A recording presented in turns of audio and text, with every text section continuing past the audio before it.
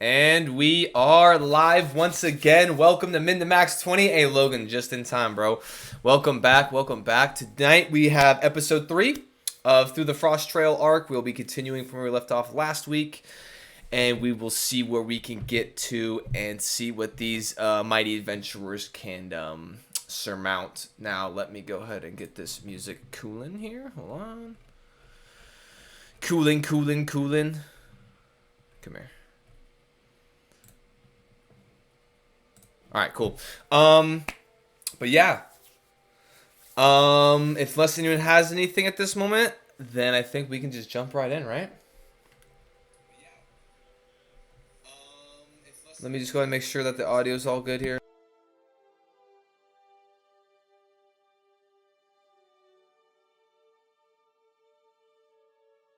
See, this is why we do things. Hold on, y'all's audio is not going right now.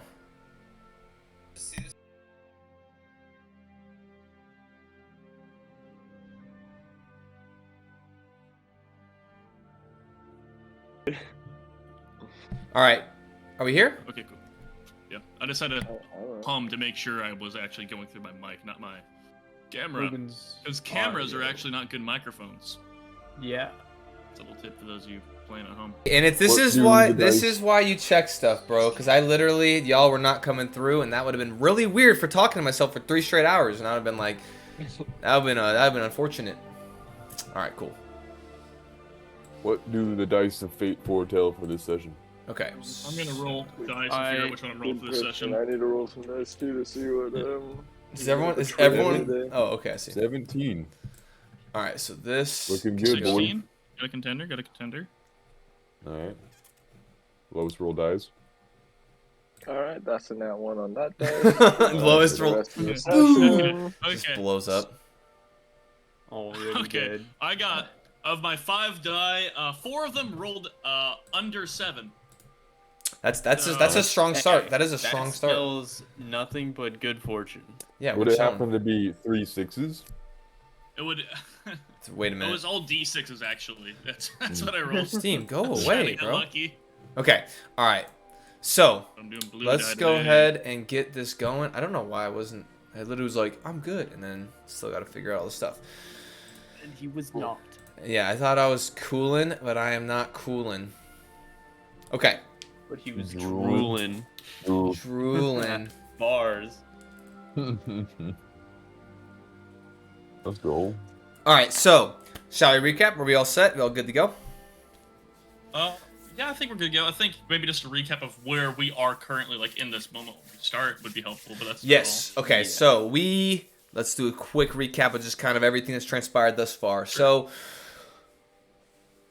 a handful of individuals, all at different various points, discovered a protection detail request from different kind of placements around the city of Grimtoll Hold, at which point it summoned you all at a specific time, a specific day, to a specific address, at which point you all kind of collectively kind of shuffled in at different points of the meeting, and all ended up meeting up with an individual named Axov. This individual said that he needed to make his way to Snowstone Hold and needed obviously protection to do so because it's a peak winter and the Frost Trail is obviously very precarious at this time. Y'all were like, dope. Some of your guys' ventures also proved to align with this, as well as why not make some extra money, 15,000 gold pieces for a successful venture. So with that, you guys kind of all departed and ended up making your way to the Hearthfire Inn, which is an extremely luxurious inn that you all kind of just spent some time together, drank a little bit, got to know one another, and eventually called it an evening as you guys all went to your respective rooms. The next day, you guys all got up pretty early, pretty much as daybreak hit, and you all kind of collectively went around to the various stores and have gotten the necessary supplies that this venture would require of you, and hopefully will make your trek through the wilderness a little bit easier. Y'all stopped first at I want to say it was the clothing store. It was the winter clothing store. You guys went there, met Levosky, talked with him, got yourselves all suited up and kitted for with nice winter clothes, as well as a couple like blankets and whatnot. And then you went to Gusev's stables and acquired some different mounts. And then, Morello, you went to the potion store where... Potion seller, where, oh goodness, you met with a silver dragonborn named Bardaz. And then eventually you guys all collectively met back up at Scavenger's Goods Emporium. Kind of had the rigmarole with all the different kinds of things he has. And kind of saw what kind of unique items that he had for sale. You guys purchased those things along with some other general store goods that you might require. And then as you were exiting Zahir, you ended up throwing one of the bags of tricks, fuzz things, back into the store as you close the door behind it, and you just let that ensue as it might be. And you guys are now standing on the exterior of the Goods Emporium, and it is about 2 o'clock in the afternoon. Obviously, your guys' clothes are making it much easier to bear the outside elements, and that is where we're starting. So what's up? What do y'all want to do?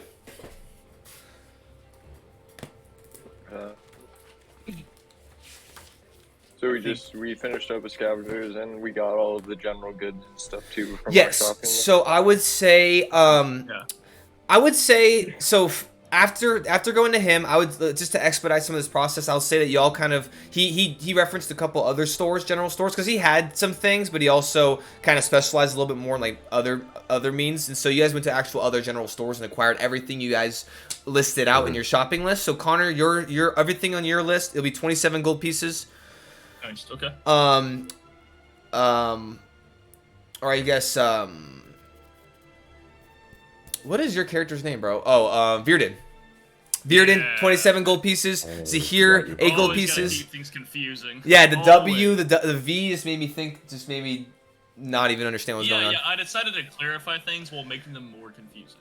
Yeah, Like most technical documents. exactly. Yeah, so I got it. Got the 27 redacted. And So then we would have went to like some sort of like a bulk general Yeah, store there's for like food. stuff exactly, like that. exactly. Good And word. so, Was it just like an REI out there? Or? so pretty much, there's like Hell yeah, Wrecking balls. dude. Wrecking Hell balls. Outdoor- yeah. outdoor When I Rex. see Subarus in the parking lot, I know where you are, where we need to be. All right, so we want. hold firewood. on. Zahir, your list will come out to 8 gold pieces. Morello, Good. yours will be 32 gold pieces. And then Sir Denrick of NoWishList.com. I have a wish list. You just won't grant it. Yeah. All right. So what are you wanting? So, the only thing I guess extra I could think of right this second, another like of the waterproof bags with like kindling. I'm sure they have some sort of well, I guess more like a fire starter, and a like tinder box in a waterproof sack. Okay. Don't you already have a waterproof sack? Yes, but my clothes are in there. Oh, This I is see. So they're food. already taken up. Gotcha. Quantity of food. Okay. So y'all are all going in on wood together, right? Yeah, I'd like to. Yeah. And then I guess so. Here, you're low on money, right? Yeah, after getting those additional supplies, I have all of 2 gold. All right. Then Then this- yeah, I guess on fire we can split it 3 ways then, so we don't have to hammer Zahir too hard. And then Okay. the same thing, I'll take extra rations. So whatever more that costs. I would say you said more rations. How many days of rations do you want? We got 2 weeks. I mean, people individually my have their pack- rations. Yeah, I personally I had 10 packs of rations in my starters, my explorer's bag or adventurer's bag or whatever, so I just got 5 more just to make sure it covered the 2 weeks. Yeah, I have about 3 weeks worth of rations on me. All right, so we're killing Morello if things get bad and just eating him and his food. Cool. In that order? I would say so, yeah, because I don't know if he will keep, but the food will. Okay. Yeah. Okay, so how many days are you getting to Denrick? So estimate this journey to take 2 weeks? It could. I just based it off of the amount of food we bought for the mounts. It can We take anywhere 10 days? from it can take so if you go at a fast pace, it can take 7 days. A slow pace, it would take 12 days. Averaged out. And that is if you guys don't have any complications along the way. That would be the fastest would be 7, slowest would be 12, but that's just pacing of your actual travel, not whatever might Okay. ensue. I will do 2 weeks plus 5 days. So you'll take 17 days rations. How much do you have on you? You should already have like 10 days of rations on you, right? I'm gonna leave those with my compatriots. Leave them with your squire. Oh, in case they needed to travel back, I was gonna leave them with. So you're buying 17 more days, right? Yes. I think that would be 19, but yeah. 10 plus 7? 14 plus 5? Oh, 14 plus 5. Oh, 12 19. plus 3. How many days do you want? This is what I was trying to avoid, but you were like, nope, we're going to wait till now to figure this out. I'm about to say you 0, bro. And Todd, we D&D appreciate you math. for it, buddy. Um, I'm gonna have to look at 19, 20, just them again. round number, 20 days of ration. Okay, that'll be 10 gold pieces. Okay, 10 gold pieces. And then so Very for... I would say you guys can kind of all distribute firewood amongst your different animals. And so how many fires worth of firewood would you like? Which would probably be about like four-ish logs. You know, obviously you guys can break things up and add it to them, but to get a fire started, it'd be about 3 to 4-ish logs with some kindling, and so that'd be like the equivalent of 1 fire. So you guys can buy X amount of fires. So if everyone buys, I guess, 15 logs then, essentially. So everyone goes in on that. We essentially have 4 logs for every day. Yeah, we could also, if we Yeah. wanted to, we could just take 40 logs in, and then if we need to, we can cut some down. So I will Because I don't know how I much- will say that you would probably be, like, just for like the sheer size of it, you'd probably be capped out at about 12 fires, just because you can't be like carrying 1,000 like thick logs. So I would say you could get up to 12 fires, Do we Well, have any 10 to 12. like the fire starter logs like in the paper bag? Is there like a magical or alchemical version of those, or honestly, Yeah. like more really, is there anything like coal or something we can carry that's like a lighter weight but it burns longer or something like that? You can get coal Like, for sure. Throw in the heart of the fire or something. Yeah, you can get coal too. Yeah, I'll get a bag of coal just to fuck around with. All right, cool. You know? Okay, Yeah, sounds good. Which that would also kind of allow you to like start a fire, but then also get out exterior stuff where you wouldn't need to carry so much out. You could just get stuff while you're out there. You'd be able to start it a little bit easier. So Yeah, and I could also use it for just fucking around. You know? oh yeah. Put them in the pockets. Yeah, okay. Well, when I start the day, I need to do my makeup. So Oh, I got okay. coal. Yeah. Don't burn all my makeup.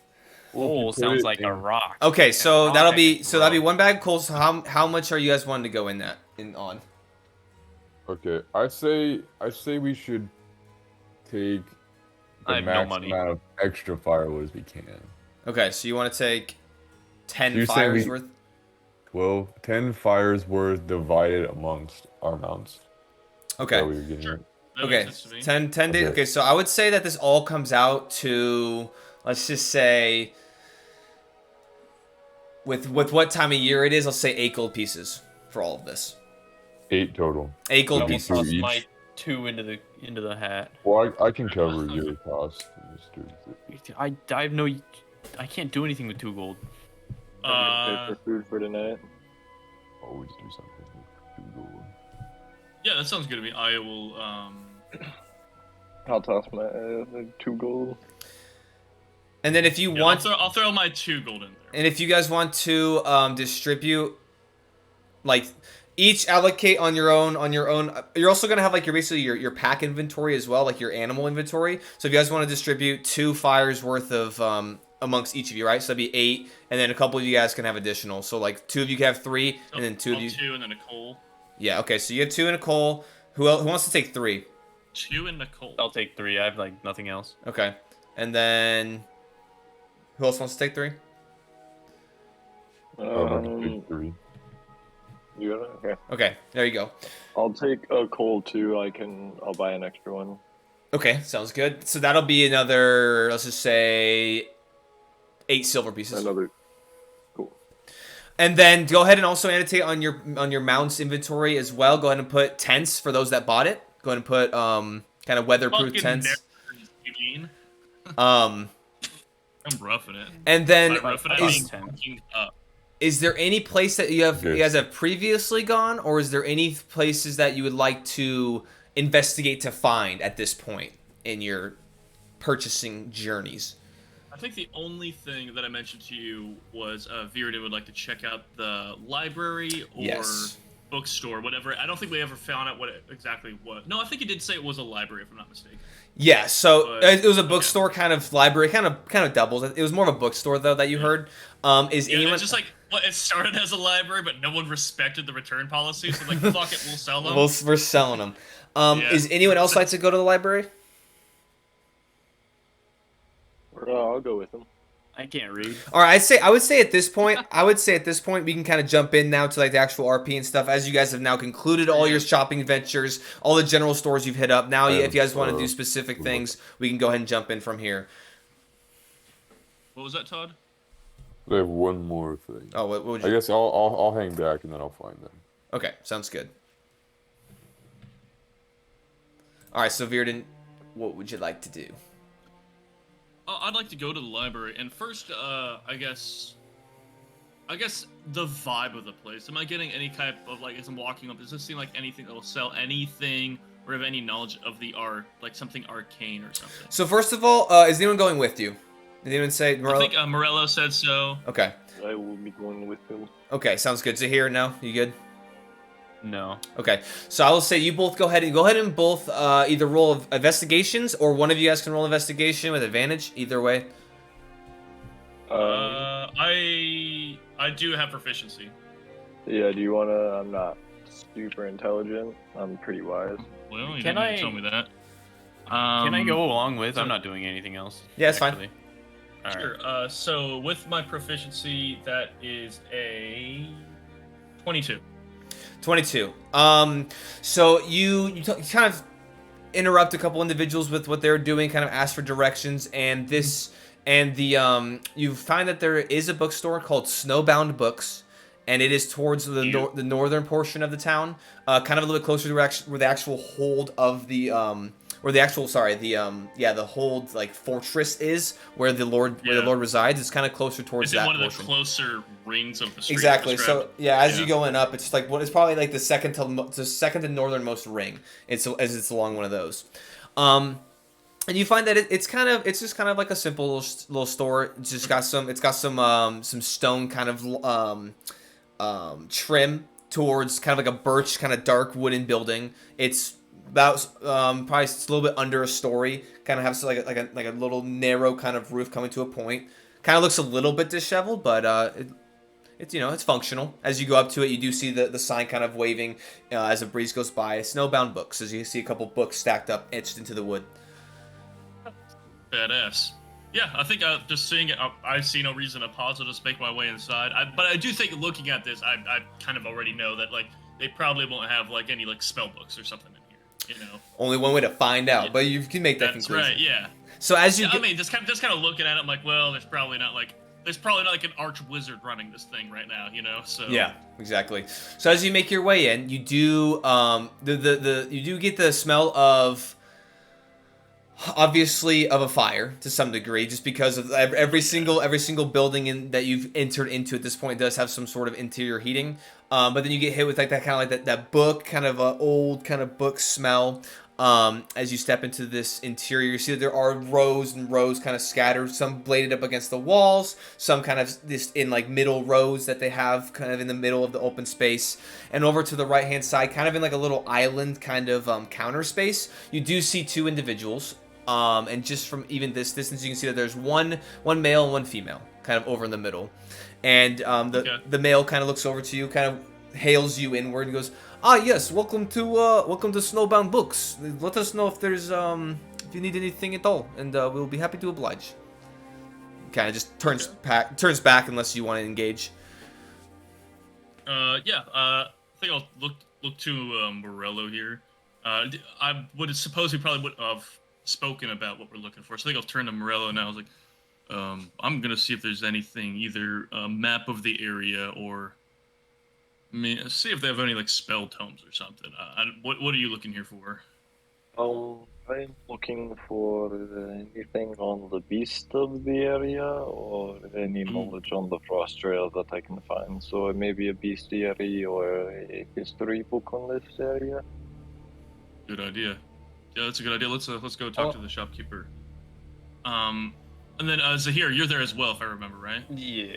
And I guess I'll turn to. I'll help Morello with searching for books on creatures. I'll go talk to the bookkeeper up there and see if I can get my questions answered. Mine might be a little bit more easy to find, I'd imagine, considering he either has it or he doesn't.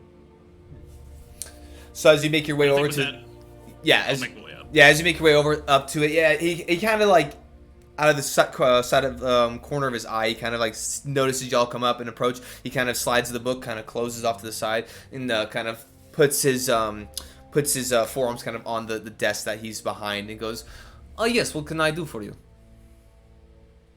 Hello there. I was just wondering, as we're getting ready to travel down the Frost Trail, actually, and I was wondering if you had any... The Frost Trail? At this time of year? What could drive individuals like yourselves into such madness? Business, I guess. Just, there's I guess Axoff in town. Do you know Axoff? I do not think I know of that individual, no. Alright, well, he's paying money, so we're helping him out over there, so... Well, we're not local, so... I mean, he kind of looks at your group as, I did not think I've ever had the pleasure of seeing you along the roads or anything, so, I mean, you'll look like a little bit of outlander, so, but welcome to Grimtoll Hold, and I hope that so far everything is treating you nicely. Yeah, it's been good. It's been good. Anyways, I was just wondering if you had any, like, either especially detailed or even especially old maps of the area, or of, more correctly, the Frost Trail. Just something that we could keep with us to, guide ourselves down. I just actually... to get lost, landmarks. Yeah, yes, and I'm pretty sure that I do... Let me go ahead and think, because I don't necessarily know if I have anything maps when it comes to the actual Frost Trail itself. I probably have things that are kind of geographical when it comes to the neighboring region. However, I do know that a lot of the hunting trails and a lot of the kind of game areas that you'll find, I do know of an individual. His name, I want to say, is his name will be Helgren Wild Tamer, and I know that he actually owns one of the most top-notch hunting stores actually in Grimtoll Hall. Isn't that right? And isn't that right, honey? As he turns over to the woman that you see, as she kind of turns over and she's like, "Yes, that is correct. I believe. I mean, most people go through him when it comes to, like, hunting or any large game that you are potentially searching for. So I think he would have maybe trail maps or something along those lines of the area." I think I hear that, and I look over. Is Morello and Zahir, are they in earshot of this conversation? Yeah, are we already searching? Were you guys looking through shelves, or were you going to the front? I guess how big is the store? They can hear. I mean, as long as they're kind of keying in, they can hear you for sure. All right. Well, I guess I don't know for sure if they clocked what he was saying, but in my mind, the information just pertains very much to them as far as like hunting. I imagine there'd be information about like things that might hunt you as well. So I was about to say, I probably have also been there because I got a hunting trap earlier. So the general stores do have hunting traps as well. Okay. Cool. Yeah. They kind of carry that as well, but yeah. Yeah, I think with that, as I appreciate you directing me there. I guess I do have one other question, and pardon me if it's asking quite a bit of you, but I just was wondering if you got any like kind of something more arcane, kind of a magic guy myself. Any like spell tomes or something you might have here? I Of will great interest to me. actually I want to say probably 10 years that me and my wife have owned this store. No one has ever came in here and asked for anything of magical when it comes to tomes or anything like that. So sadly, we have not anything in stock, and honestly, I don't even know what I'd do with if I had something like that. Probably submit it to the mage or the mages or something, or I would not. That's fair. I wouldn't know what to do with it. So, but I apologies, but yeah, I don't know where you'd be able to find anything like that. Sadly, seems like a little bit out of the scope of some of the stores here, but you never know. Yeah, sometimes you find the best things at places you wouldn't expect. So yeah, figure it as the question. But yeah, Absolutely. I'll no worries. if you don't mind, I'll browse around with my compatriots here. Thank you for your help. Absolutely, yeah. And if you need anything further, just give us a holler. All right. And I think I say that like I'll browse the stores with my compatriots here, and then I leave. Fully leave the store. Okay, you're like, and you just 180 and leave. Yeah. Sounds good. One like not even like a little like nod to the other guys. I just leave. But I'll do a little spending shot over to Morello. Actually, I'll do it to Zahir because I know he can't reply in kind. I'll let the spell resolve that for me and tell him that there's the hunter. What was it Helgren Beast Tamer? Helgren Wild Tamer. Wild Tamer. I'm gonna check out Helgren Wild Tamer. He might have information you guys are looking for as well if you don't find it here. But I'm gonna try to find him as well. I'll shoot Yeah, a Oh, what else when I find this store, I'll hold up for them just for the simplicity of things. Okay. Did you message me, or- Yeah, I messaged you. Here, I messaged Oh, you. really? Okay. Yeah. I'll like perk up, look around. Oh, and I lean over to Morello and says, there's a hunting town, or not a hunting town, but a hunting store in town that could very well have first-hand accounts of much of this. So, do we want to keep looking for books, or? Let's actually go talk with the hunter. Well, books are very useful. They only hold so much information in them. Mm-hmm. And whatever book I'm kind of holding at the time, I'll just kind of put back up. But as we leave, can I do a quick investigation check for any history books? Go ahead and make an of the investigation. Frost Realm? Yeah, go ahead and make an investigation.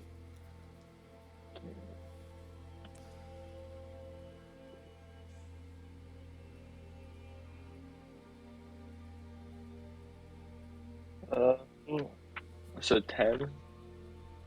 May I utilize wheel to 10? increase that? Yeah, if you want to. I got nothing else to do with them, so increase that by 3. So 13. 13. Yeah. So I would say as you're kind of perusing, you're looking at some of the bindings as you are making your exit. So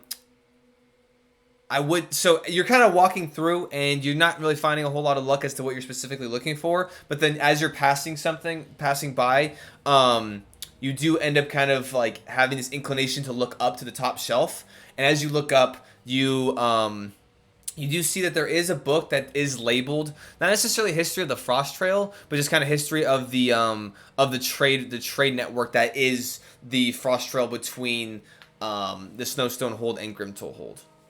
But nothing of like specifically like the history of this trail specifically, but there is that. And I walk over and how much would it be for this book? That book would be 3 gold pieces. Here you go, my friend, and I'll set 3 gold pieces on the table and put the book in my bag, and I hope you have a wonderful day. And stay warm out there, even though it is not possible. And I'll start walking out. Absolutely, sir. Thank you for your patronage, and you as well have a wonderful day. As you go ahead and make You your way. say stay warm even if it's not possible. I think that is what he said. That's exactly what I said. Okay. I don't know why that sounds pretty fucking dark. Okay. And I'll wait. Going from beer to Follow him that's out. dark. All right. So as you all go ahead and make your way in the exterior of Snowbound Books, what are you doing, Sir Denrick? I am Sir Denrick. Mm-hmm. Do I just real quick? Do I chance across him on my way to the hunting store, or Well, depends on what he's doing. Yeah. You most likely do, because I am your quantity 1 hunting trap. I think there's whisker. Okay, I think your cat has whiskers. Yeah. Around. I was like, what? Oh. It's like, Yeah, it has Yeah, I was like, what effect do you have on your camera right now? Well, I completed my shopping list, and it consists of 1 hunting trap, antitoxin, a lantern, an iron pot, a flask of oil, totaling 63 gold pieces. Okay. The antitoxin blows it out, doesn't it? The most expensive thing is the antitoxin at 15 Yeah. GP. Okay. Yeah. Is that good? Yeah, I would say honestly, yeah. If you already calculate all the prices, yeah, that sounds good. You think can I meet with Bearden at the hunting store? Hold on 1 second.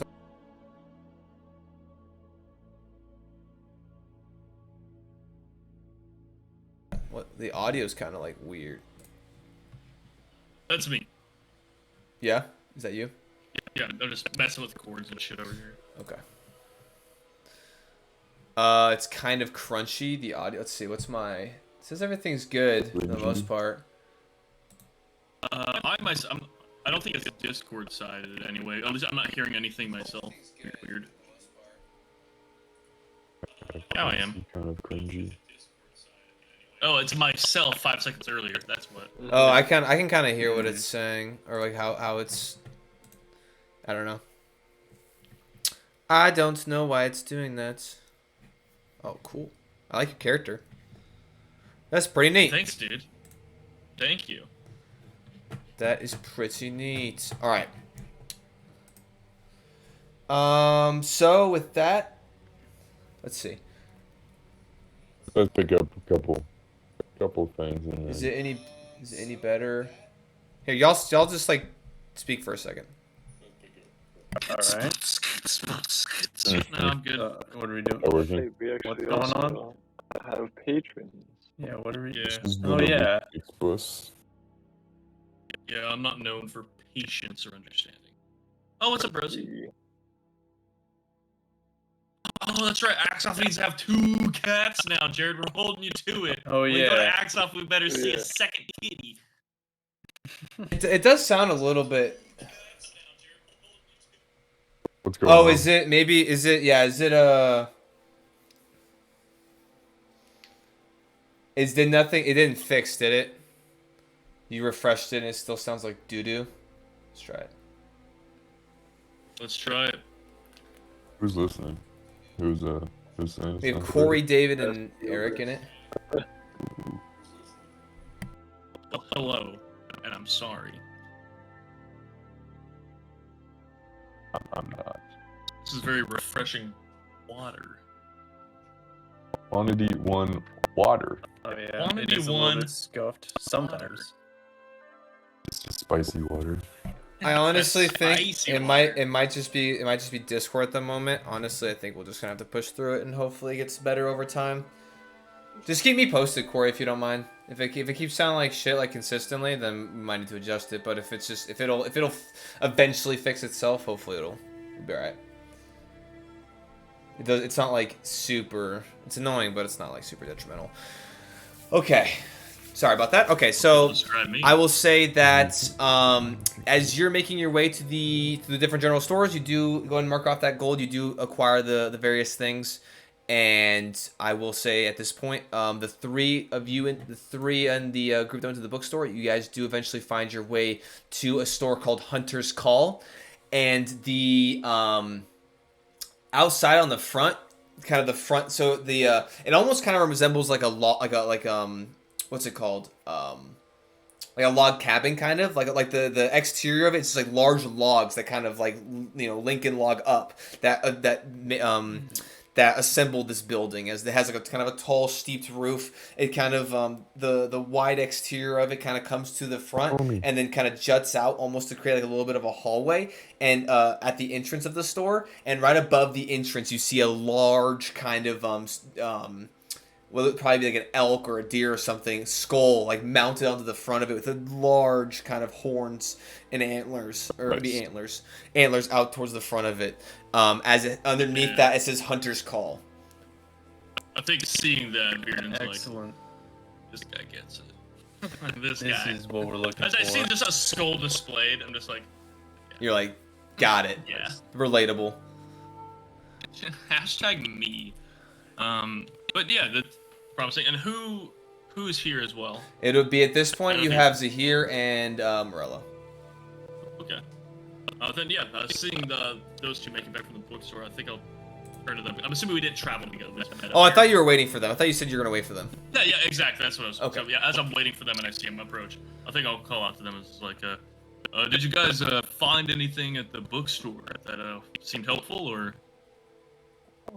I found a book on my way out about the history of the trade between the two cities, and so I was wondering if I went through there if I could find any encounters that traders put up.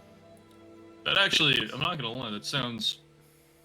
That might be very hopeful, honestly, because if you think about it, trade's been.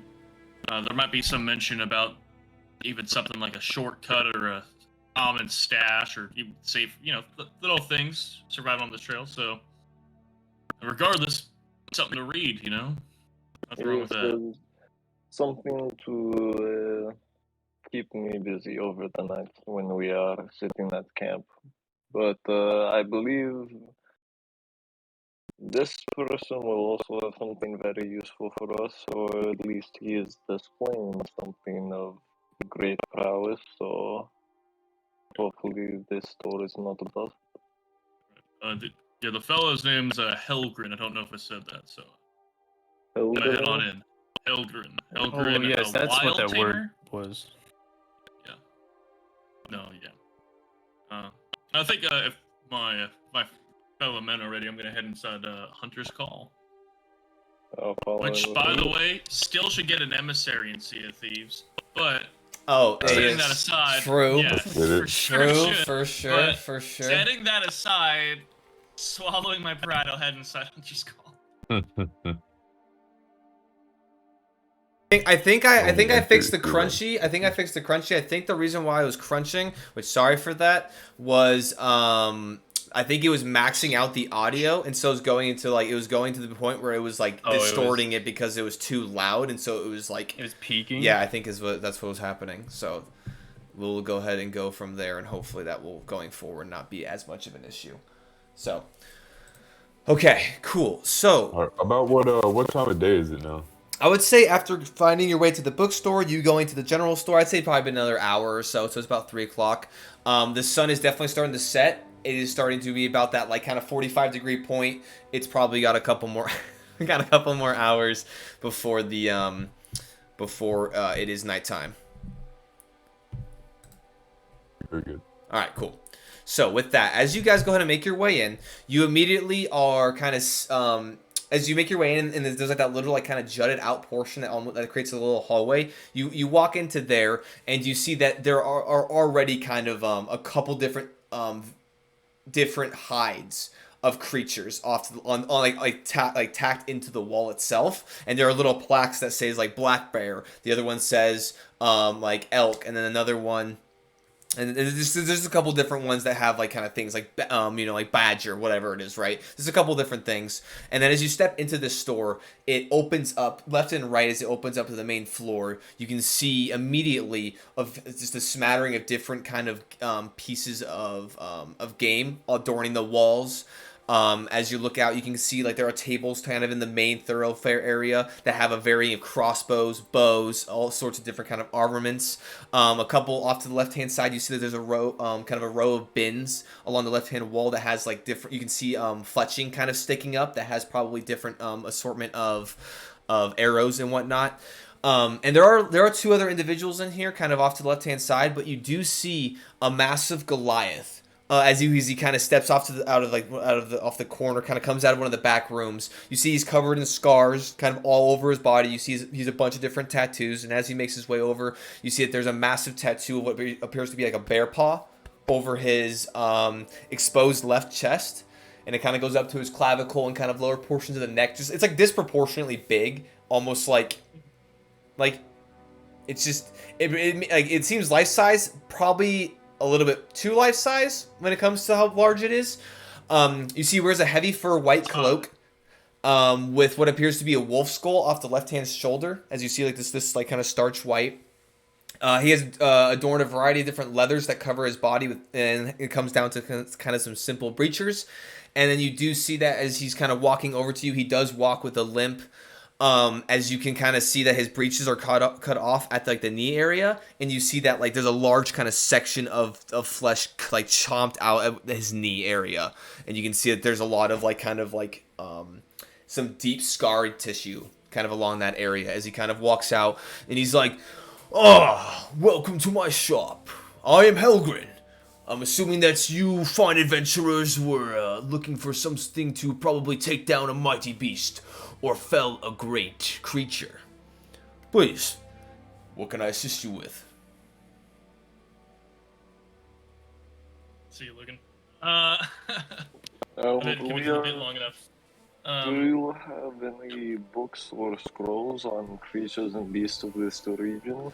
So I do have some kind of general cartography of the kind of neighboring region when it comes to where you can locate game and wildlife, as well as I do have. Well, what specifically are you looking for when it comes to region? Along the Frost Trail. Frost Trail. The Frost Trail. Yes. Generally more interest during the summertime, though, when it comes to acquiring that piece of information. Might I inquire as to why exactly you would want it now? Is it really that deadly? Should we ask for more money?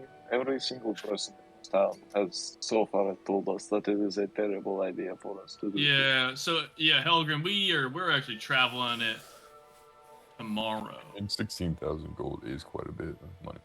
You're traveling along the Okay. Frost Trail, then.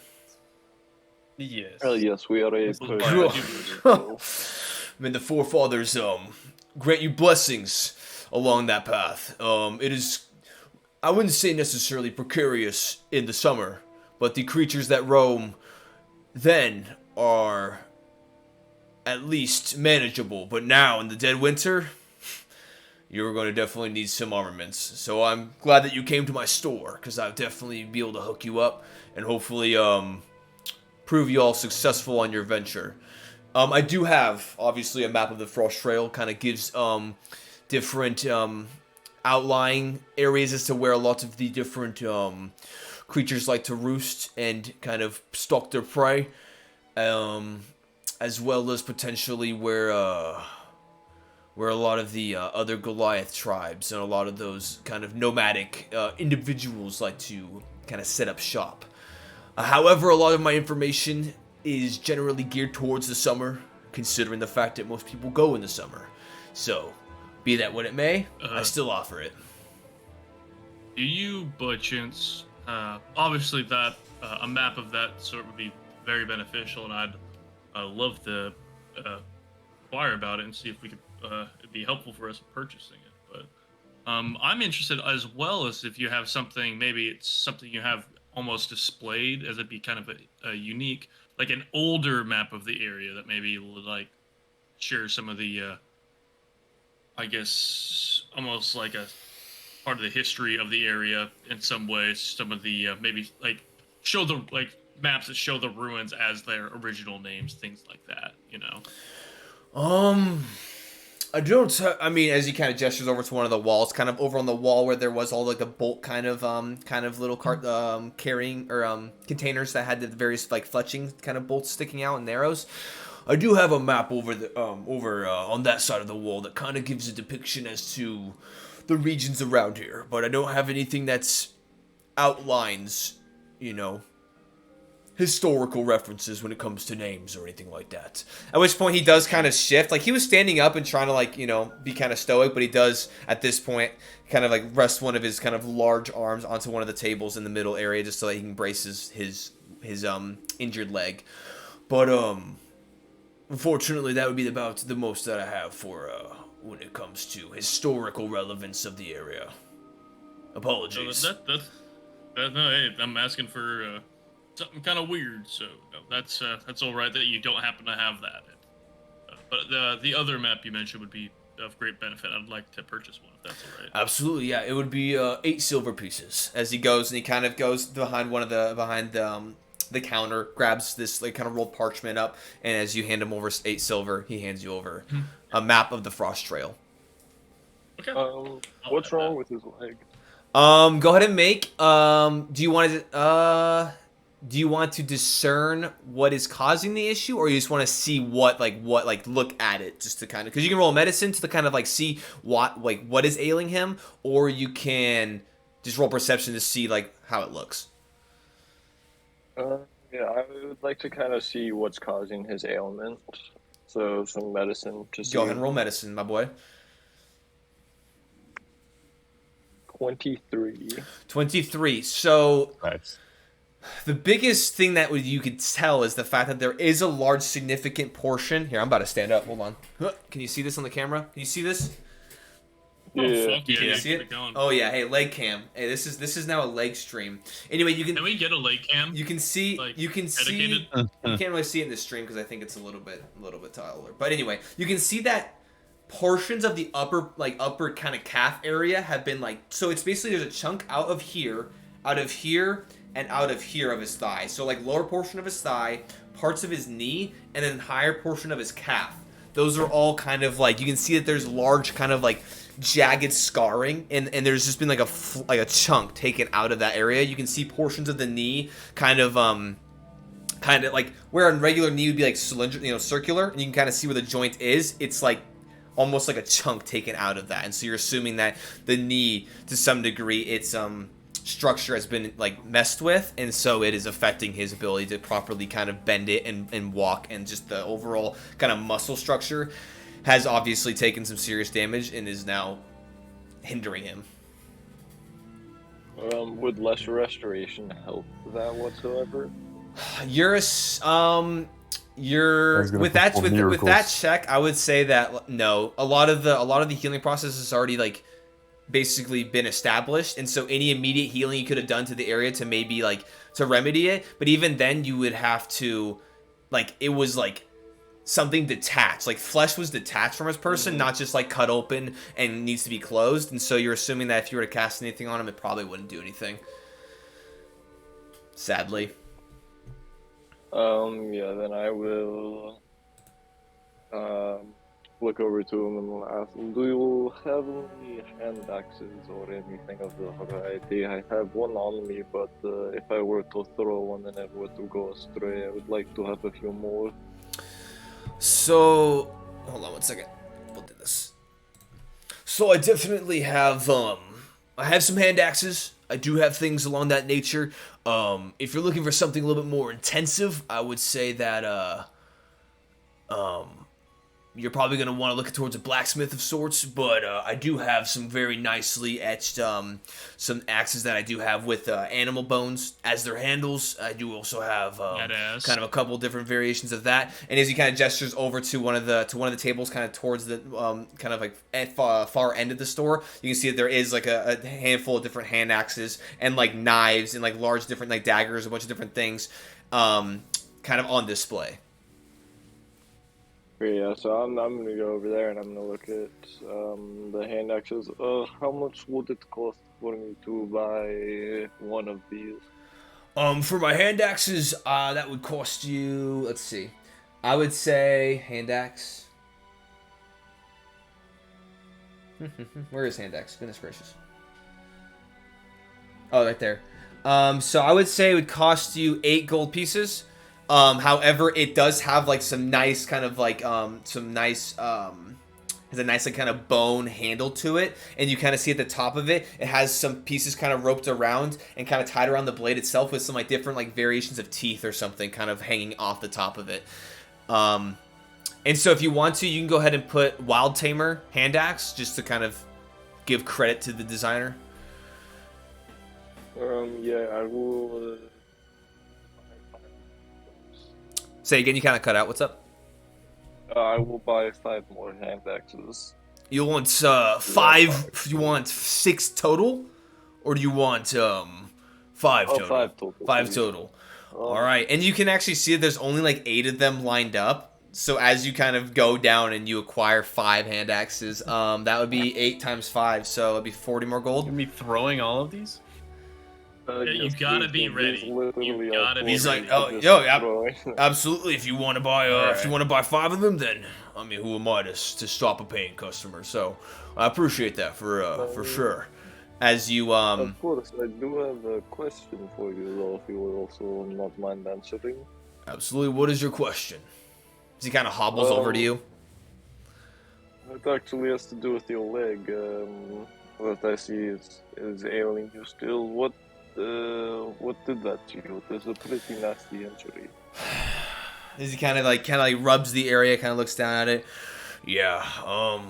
When I was out, it was a couple years back, and I was out hunting with with a group of my compatriots, and we ended up stumbling upon some winter wolf pack, and let's just say that this was a nice reminder of what they could have done to the rest of me. But thankfully, we warded them off, and I had this nice little remembrance, nice little token of remembrance by them. So, you know, it's not so bad though. I mean, it doesn't let me get out as much as it used to, but allows me to have a little bit more time in my store here, and lets me kind of build up stock. So, it is what it is, I guess. I would say at this point, Sir Denrick, you go ahead and walk in. Go ahead, continue. You get your stock from other hunters or from traders in the area? Well, back in the day when I actually was complete. Now I'm not so dexterous nowadays, but I did anything I killed and brought back, I ended up fashioning into whether it be handles for axes or knives, or whittling and fletching my own arrows. But I've been kind of slow going a little bit more nowadays, and so I have been getting some assistance and outsource a little more. Interesting. Okay, well, thank you very much for answering my question and for the lovely wares that you have given us. Might I ask, what is your name? I mean, as he kind of... My name is Morello, and I'll reach out. It is nice to meet you. Yeah, and even you being a little bit bigger of a Dragonborn, your hands, like his hands are still a little bit bigger, just being a Goliath, and he does still stand a good, probably about foot and a half taller than you. But as he clasps your hand, he's like, "It is an absolute pleasure to do business with you, and I appreciate you clearing me out." As you kind of, at this point, kind of refashion a lot of the little like leather sheaths they have at the top of them, as you kind of are refashioning it, and then grabbing all of your axes. So I'm gonna grab that, and then I'm actually going to, because I can see, obviously he is large size as a Goliath. So Goliaths are still technically considered medium, but one of the big properties for them is that they actually have the carrying capacity and like load bearing ability of a size larger, but they are still technically considered medium. Then I'm going to step out of the store before I do this, because I'm going to invoke my Giant's Rune so I can carry all of the firewood over to our pack mules and stuff and all of my axes. So I'm going to become large size as soon as I exit the store and Sir Denrick comes in. Okay. You're going to get bigger than him as you leave. So as you go ahead and grab your axes and you make your way out of the store, you don't really see Sir Denrick. You kind of step off to the side, and you do kind of what do you do to kind of invoke this giant rune? I'll go over and I will just like tap on a piece of my kind of Drake armor, and the rune will ignite in the scales, and I'll slowly just start getting bigger and bigger and bigger. Okay. And I'll pick up everyone's firewood and stuff that we bought. Let's do this. Sounds good. Yeah, so you are walking up at this point as you kind of see Morello messing with something on his chest, and he just starts to, as a couple other individuals also, like you see like a woman like kind of like gasp, and like a group kind of like shift off to the side as you kind of are now large size as you start to pick up your things as Sir Denrick walks over. Morello, you're all grown up. I don't know. I'm almost like a dragon now. Huh. Well, don't fly off to the nearest mountain. And I walk past him. Oh, come on, don't you know I already have this horde of firewood axes that I just bought. I must start my collection somehow. You bringing it back to the stables? Yes, do you have anything else you would like me to carry? Um, I guess I'd be dragging around all those rations and all that, wouldn't I? Or would I have them sent to the stables? I would say you can have your stuff sent to the stables as well. Like, I mean, you Okay. still have a handful of different things, but yeah, you can have a couple other stuff.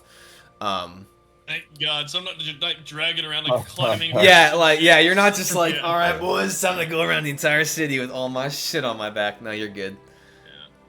Well, I already had my equipment sent to the stables to be put in our saddlebags, so not at the moment, no.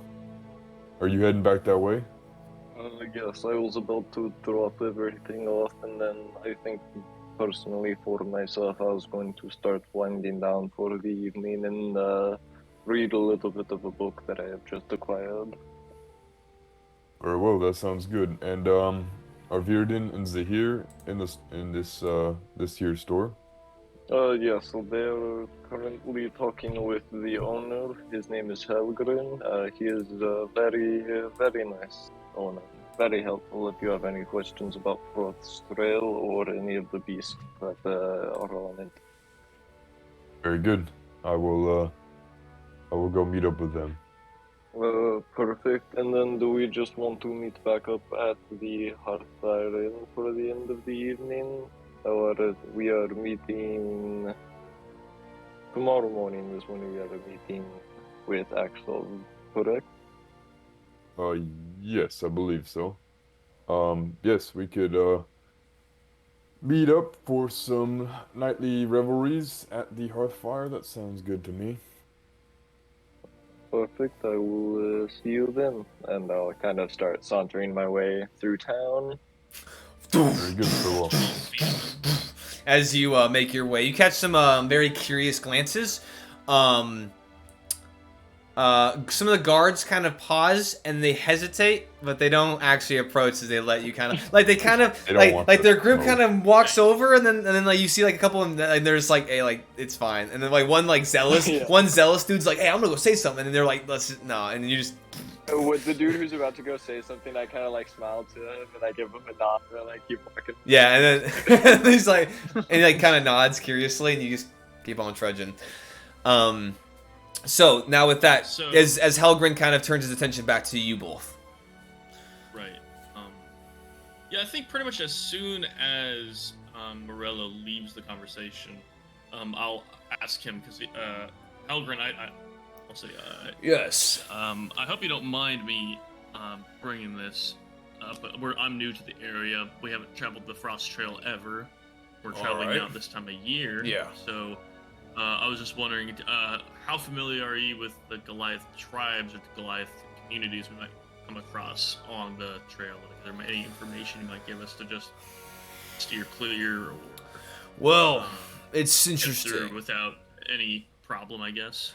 Well, if you're wanting to go there without any problem, I would suggest probably not going at all. But, there's a lot of, they have a lot of hostility when it comes to a lot of the individuals that go along the Frost Trail, whether it be in the summer, and any foolhardy individuals that go in the winter are definitely bound to probably have an unfortunate time. They can be very brutal. I wouldn't say that they are incredibly, barbaric in any sense, I would say, but they are very brutal when it comes to just their means of dispatching their quarry and their prey. I do know that there have been occasionally these Goliaths, these tribes will occasionally meet up with frost giants, and they'll kind of form this little coalition between the two different factions and work towards a common goal. So, if you do run into them, I would say that you best probably steer clear. And if they do actually interact with you, then, well, I hope you're carrying something they might want. What do All you right. want? Well, that's Okay. Hopefully it's not our Certainly. limbs that they want. Am I in the shop? I would say you would be entering like now. I have a question as well, Helgen. Oh yes. What can I help you with? So you alluded to it being much more the frost trail being much more dangerous this time of year. Yes. Is that due to pretty much just the cold, or is there more dangerous creatures out there that aren't present during the summertime? I would say it's a little bit of obviously both to some degree. The cold obviously makes it a lot more difficult for us to traverse, which exposes a lot less. Well, I shouldn't say us. Obviously, I'm a Goliath, and so I am more mountain born than you. More squishy and, I'd say fleshy individuals. But no offense, obviously. Just a matter of, dynamic. However, I would say there also are creatures that do come out in the winter. And like winter wolves, they come out. The remorazes, they come out as well. Those heated bugs. I've never seen them, but I've heard horror stories of them. And just amongst other things as well. I'd say just the traversal process, and then just how cold it is. Things thrive in the cold, and so the fact that we do not, as people, make it a lot more deadly for encounters. Okay. I Excellent. think I was wondering now that I hear him say it. I heard him talking to Morello and explaining that a winter wolf is what did the damage to him. Yeah. My understanding was I was kind of around. Yeah. Yeah. Like not Yeah, that's what he there, said. but like hanging. All right. So now hearing him say this, like, if you don't mind, Helgren, what brought you out on the Foss Trail or outside the city during the winter? If it was a winter wolf that did the damage to you. It was late fall, but obviously snow comes fairly quickly here. And I was Right. leading an expedition because some individuals do like to go out and venture forth and try to hunt some of that more deadly game and with a little bit more of deadly conditions. And because of that, this he kind of gestures to his leg, obviously transpired, but I found myself to be very fortunate considering that's all it was. So could have been worse, for sure. All right. Well, I'm sorry to hear that, but I say that you're still Starving. I've only had a couple. thriving and doing well with it. So Still kicking. commend you for that. Absolutely, yeah. I find more time with my store. I find more time for myself to be more inventive and innovative with my time as I can kind of dabble more into the actual invention process of making things. So, pros and cons. What if you don't mind, what kind of things are you working on right now? Is there anything that might be of interest or use to us? He kind of smirks. Is that? So, it's interesting that you would ask such a question. So I would, as he kind of walks over now to the center table. You guys are kind of towards the front. There's a couple tables at the front now. As you're kind of like in the center row of tables, and you see that he picks up in the middle of the table. He picks up this kind of large. It looks for the most part pretty rudimentary when it comes to like the actual consistency of a regular crossbow. However, you can see that there is some kind of odd shaping towards the front, actual like grip portion of it, where you'd hold it towards the front. You can see that there seems to be almost a little bit larger, and towards the trigger portion, kind of off to the front of it, you do see like a button. And he says, with the help of some of the gnomish individuals, because they are very keen to invention, I have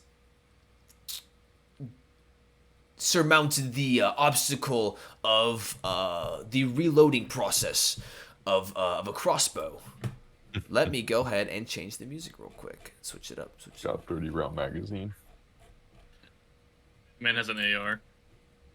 I call it a repeating got a crossbow, and essentially what it does is it gets rid of the difficulties of loading such a utility or such a tool, and it allows you to push this button, as you can see right on the side here, and it draws the actual string back for you, which allows for a quick reaction of being able to put more bolts and sling more arrows down yonder.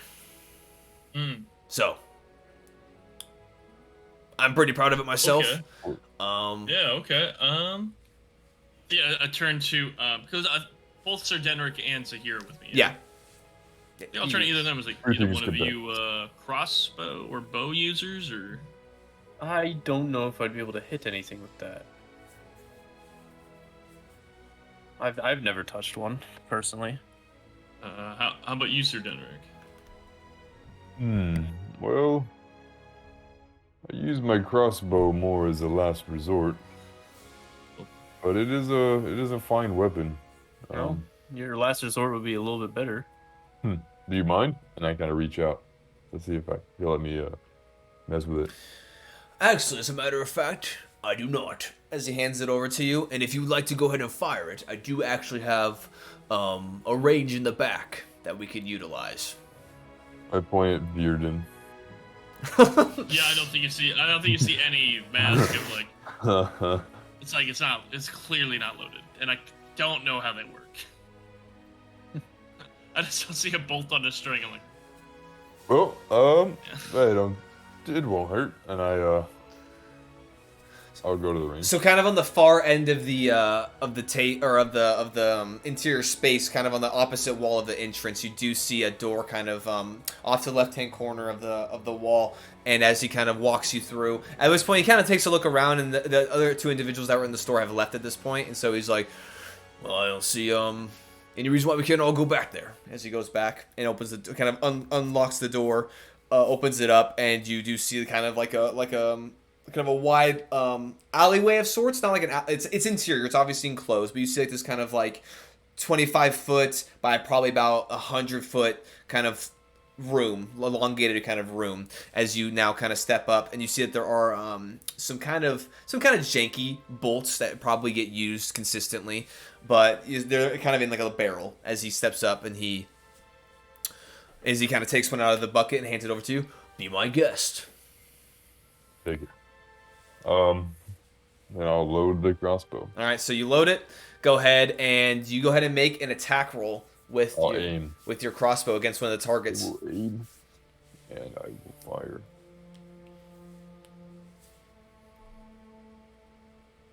Attack roll. Nat 1. So as you go to fire it, I'm trying to debate on what. Can it hit Bearden? Don't make him break it.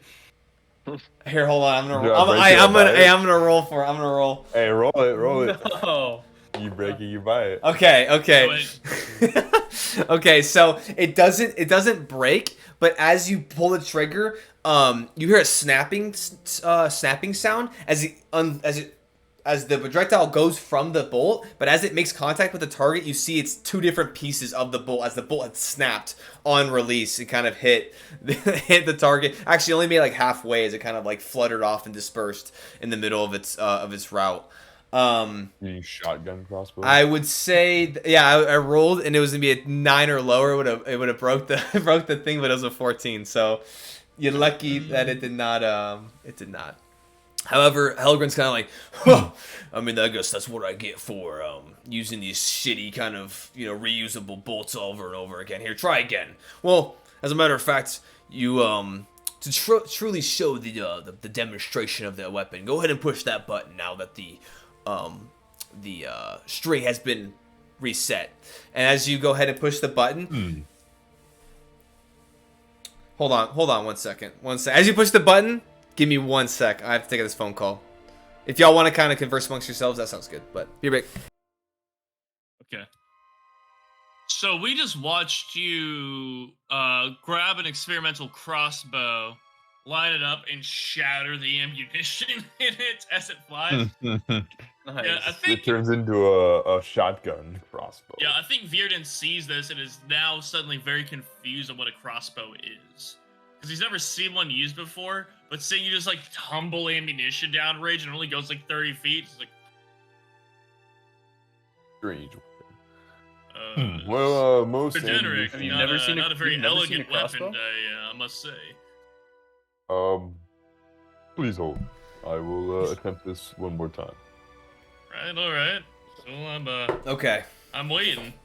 All right, sorry about that. All right, I right. pressed the button. So you press the button, and you can hear like That's still gears loading. kind of, and you hear an audible noise emit from this kind of larger housing of the foregrip of this crossbow. As immediately as you hear it, you hear and you just hear a bunch of different noises as you see the string kind of start to get shifted backwards, and you can see along the track of where the string rests, you see little things kind of like little gears kind of picking it up and moving the string as it rotates backwards, as you see a gear pushing it back as it Is the button like on the handle where you could like do it with your thumb? yeah kinda? yeah it's like you can just have to like reach forward and like push it up towards the front. Well, how quickly would it load it?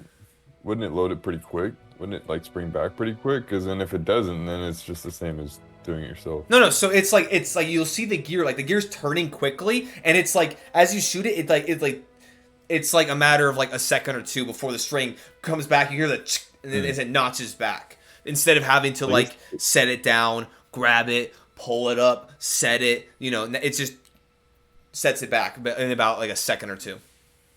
Mechanically, I guess how long? Mechanically, it gets rid of the loading property. So before this crossbow, you could only shoot one bolt per attack action. But if you had like say 3 attack actions, you could use this crossbow to shoot 3 times. Interesting. Yeah. For instance, if maybe a fighter using action search and had haste cast out on him, You can just sling. He pulls out the LMG. It no longer has the loading property, so it's quick. It just. Is there a cap as to how many you can fire in one turn? I mean, it gets rid of the loading property. What's its magazine size? So. yeah, I So, guess like, that's how if many you were load in it. somehow, if you were able to do like say you're a level 20 fighter with 4 attacks, and your action surge, and you have something else, could you just like let loose? I mean, we're already talking about the mechanics of a game. I mean, it doesn't make. I mean, we're talking about 6 seconds. Fighters having 15 actions in one turn doesn't make sense, but the mechanics of the game say you can do it. So the mechanics of this item say you can do it. I attempt to All right, you can make one more attempt. enact this shot so poorly. As he smirks, as Helgren smirks and hands you. Nat 20. Let's go. So from the starting of this, where the bolt shatters, this time you aim up straight into the bullseye of this target as Helgren kind of like watches it and very nicely done, very nicely done. So I think that with that, the demonstration of the repeating crossbow kind of speaks for itself at this point. So is this like a hand crossbow or a heavy crossbow? No, it's not a heavy crossbow. It's the in between. Regular? Yeah, it's not the light crossbow. It doesn't have the heavy. It doesn't have the heavy property. It doesn't have the loading. It doesn't have the heavy. It's just ammunition and 2-handed. Okay. Very At this good, point, he very kind of guides good. you back into How the much- store. So how much are you asking for this fine weapon? Well, considering the amount of effort that went into it and the amount of kind of intricate mechanical components of it, I am selling it for 150 gold pieces. 150 gold pieces. Well, no, I have not seen something like this on my adventures. So, I will look through my player's handbook and see. As he is doing that, what are the other two individuals doing? That's what I'm I'm waiting to see if there's anything else experimental, but I myself am not. I'm waiting for this transaction, I guess, unless he's like showing me something else. So there is I only. guess he had anything else. He mentioned like he was doing like time for projects. I just want to see if this was his thing or if there's a second thing. So what would the statistics for it be? There is only hand and It's heavy one. crossbow. It's 1d8 piercing. No, there's 1d8 there's a third one. It's in simple ranged weapons. It's crossbow light, and it's just a crossbow. crossbow It's a light. crossbow light, but just without the loading property. So if you're looking, as I'm assuming you kind of mentioned this to Helgren as like you're looking for something kind of any other experimental things, I would assume Bearden. Or you? Yeah, exactly. Um, like pretty much anything else, yeah. So on top of dealing with some of my gnomish friends when it comes to building these repeater crossbows.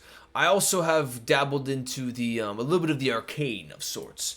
And as he kind of walks over to one of the corners of the store itself, you do see that there are a bunch of these little kind of, they look like tent stakes. And they're kind of hanging up on one of the shelves, kind of off the one side of the store. And I have actually been kind of trying to solve the problem of not knowing where game is and not knowing if your position is advantageous or not, or if just basically trying to get an edge in the hunting field. And so I have made these things called sensor stakes. And essentially, if you drive them into the ground, the wielder who does such the creature that does drive them into the floor, they are telepathically kind of in sync with this item. And so he kind of explains it, but basically, the sensor stake, the iron stake looks blah blah. Upon speaking the command word and driving the stake into the ground, the creature that activated the arcane properties will be notified telepathically when any creature enters within a 100-foot radius of the sensor. Another notification is given at 50 feet and again at 10 feet from the source location. A creature can activate and sync with up to 3 sensor stakes at a time. Okay, yeah, then I'll ask him how much they are. They sounded very interesting. 35 gold pieces. I'll buy 3. Well, look What at do you a bunch use of to make these? a bunch of strangers coming into my shop and just absolutely making my day with all these purchases. I really appreciate that. Yeah, absolutely. And he kind of gestures over. Blame yourself, Helgrid. You sell good stock. Well, I was. And on that note, I will take this crossbow. As he kind of smiles, broadens even more. He's like, "Well, I guess all that time off with my injury has not been for naught, or has, I guess not been for naught." And so that'll be 150 gold pieces for you. For your repeating crossbow, that'll be 35, 70, 105 gold pieces for you. Already redacted it. Sensor stakes? Yep. Sensor stakes. And based off this these fine technology you have displayed here, would you happen to have some sort of special ammunition for either hunting? As a matter of fact, Or- I do. And he is going to go through the various Bitch. He's so he has broadheads, he has armor piercing, he has barbed, and he has fire arrows. Fire arrows, we could use them to live. This fire, this fucking... Essentially, Fire. we can kind of go over more of this a little bit later, but essentially, broadheads, they allow you to deal more damage against lightly armored creatures if they are heavily armored. Okay. Here, I'll just read these off. So basically, if think I've read it if a before you creature, told me if a that. creature has medium armor or better donned, an attack with a broadhead arrow is -3 to hit. On a successful hit, add 3 piercing damage to the total damage. That's for a broadhead. Armor piercing, Sure. basically, if they have, I think it's medium or better. Yeah, medium or better, it's a +2 to hit against those creatures. And then barbed would be, on a successful hit, the creature must make a Constitution saving throw or take 1d4 bleeding damage for 3 rounds. If a creature does have medium armor or better for a barbed, it is -3 to hit. So it just kind of has some trade-offs. So you basically have more damage to lighter armored individuals. You have easier hit or better chances of hitting a heavily armored, or you have internal bleeding, or you have the fire arrows that are a given. Mechanically, what armor class do like wildlife have? It would just depend on the creature. Okay. Yeah. So there is some chance that they will be considered to have heavy armor. Yeah, exactly. By this. Yeah, so if it's like But if isn't it's it like normally classified as natural armor? well, if it's AC 18 and it's natural armor, that's like the equivalent of plate Natural armor. heavy armor. So it's like natural, yeah. Oh, Okay, jeez. okay. So it's natural heavy armor. It would just be depend on the creature. So Okay. Like Hmm. a bear absolute unit. It's What are existing the forever. these here fire arrows look interesting. How much are these each? for my fire arrows, it would be 1 gold piece for 5. 1 gold piece per 5. Well, Yeah. these seem like they could be handy on this here frost trail. I will take 3,000. Oh my god. I'm just kidding. I'm just kidding. I'll take He only has like 6. 1 GP for 5. And- I will How take. much gold do you, I will. how much gold do you have, I will Todd? say all of these arrows, all of 250. these arrow bundles. So armor piercing, barbed, fire, and broadheads. They all are expended on use. They are not reusable. Just keep that in mind. Okay. Then I will get. 50. Do you want me to paste these? 50. Never fire anything else. Do you want me to paste? 50. You want me to paste these in the chat? Oh fuck. Until we find something that likes fire. Well, then hit it with your sword, dude. I don't know what to tell you. I have I don't know what to tell regular. you. I guess I'll take. I'll just take 30 of your fire bolts. Oh no. Yeah, we lost everyone. Yeah, we're gone on the stream. Yeah, it's weird. Like the second I click out, We're back. yeah, the second I click out, it like shits Let's go. We're itself. back. Shut me. But yeah, I sent Back in action. that in the chat if you need to look at that any further. But you're buying 5 fire arrows. That'd be 1 gold. Or 30, if you would. You want 30, so that would be 6. That'd be 6 gold pieces. And suppose you could. And the fire arrows do additional 1d4 fire damage on a hit. With the chance of catching them on fire. Okay. So. Okay.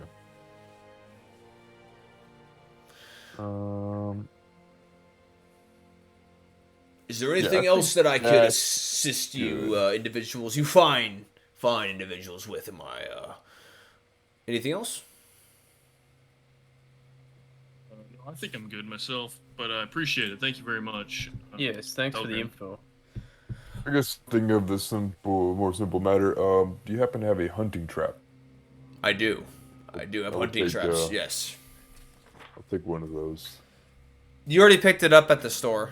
Didn't was that Are these like Oh. bear traps? or was that you? Did you ask for a hunting trap already? I picked one up at the store. Oh, that no, that Yeah, okay. So Logan. yeah, if you want one now, the hunting trap would be, it'd be 5 gold pieces. Okay. So you can have. Oh well, I guess I already subtracted that. I thought you pointed us here to pick that up. No, you can. The general store has hunting traps as well. It doesn't have to be here. You can pick yours up here though. If you already subtracted it, you can just be like, cool, and you can give it the money I to guess, him. yeah, I'll pick it up here. All right, sounds good. All right, and is there anything else you guys like to purchase from Helgren's or I guess Hunter's Call? I think my Oh, only zero thing my money? is, I don't have any money that I want to spend necessarily. But I guess the only thing I will ask Helgren is, Helgren, do you have any, I guess, advice? It seems like winter wolves will be our most likely thing we run into, based off the sounds of things, based on what I've heard around, I guess. So, do you have any advice on dealing with them? Because in spite, your leg and such, you did make it out. Yes, I did in fact make it out, but don't let them corner you. Don't let them pack up on you. And just be careful of that ice breath they keep. It's a nasty utility that those wolves have. So I would say if you can avoid a couple of those things, then I think you'll be. I mean, Ice breath.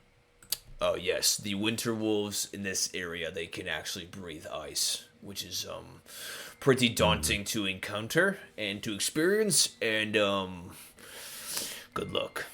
Strange. Well, we thank you for your valuable information and gear.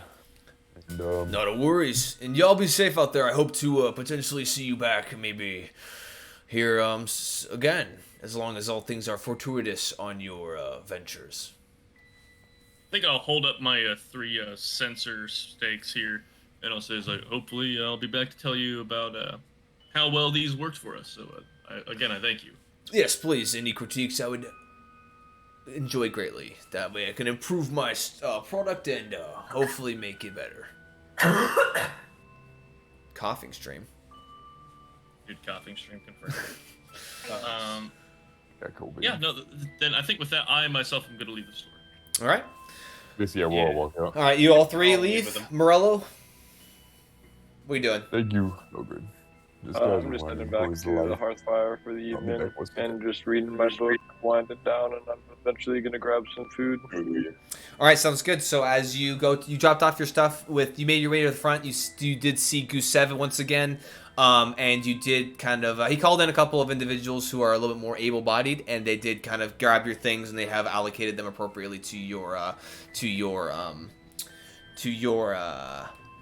Walian Ox. Which, speaking of which, I do. Hey, does everyone wrote down their everyone wrote down their names of their oxes, right? I wrote it down sarcastically. So what is the Well, what is my actual name? That is what it is now because I forget. So what was it? Wasn't it like Benny? Benny? Mine was Cav. But no, Benny is mine, because I did write down. Oh, yours was yours was Cavkin. Yeah, Cavkin. Yours No, Mine was like Stewart or some shit. yeah, yours was Stewart. Denrick's was Hero, and then yours was Lenny, right? Or it was like Ben. It was not. It was any. Benny. It was Benny. I wrote down Benny at first when we first started it. Benny, although Jenny, it could have been Kenny, Lenny. Lenny. I was about to say it might have been Kenny, and I'm pretty sure it wasn't Jenny, but you know. All right, I'm gonna put Ellen. Yeah, I think it was Lenny to begin with. I think it was. No, I think. It was Benny. No, oh, it was Benny. Was it? Right Oh, now. okay. Because I was It like, Benny. I think it was Lenny. Now I don't know because you're being a No. tool. No, it was Benny. I like it. originally, Yeah. I like it. Hey, nothing wrong with a little bit of memery. Okay, so yeah, as you go ahead and get all your stuff dropped off, does anyone else want to get their things dropped off at this point? Yeah, I think I'll drop off all my things and kind of settle up my saddlebags on, and also try to get a little bit more familiar with the beast that I'll be traveling with. Just like so, get stuff on the saddlebags, get it all kind of set up, and then also just kind of like use that time, like not waste time there necessarily, but use that time to get kind of familiar with Cavkin. Yeah, so you can spend your time. Make sure him and my owl are acquainted as well. Yeah, go ahead and actually make animal handling check. Gross. This. Oh, 19. Okay, I will annotate that.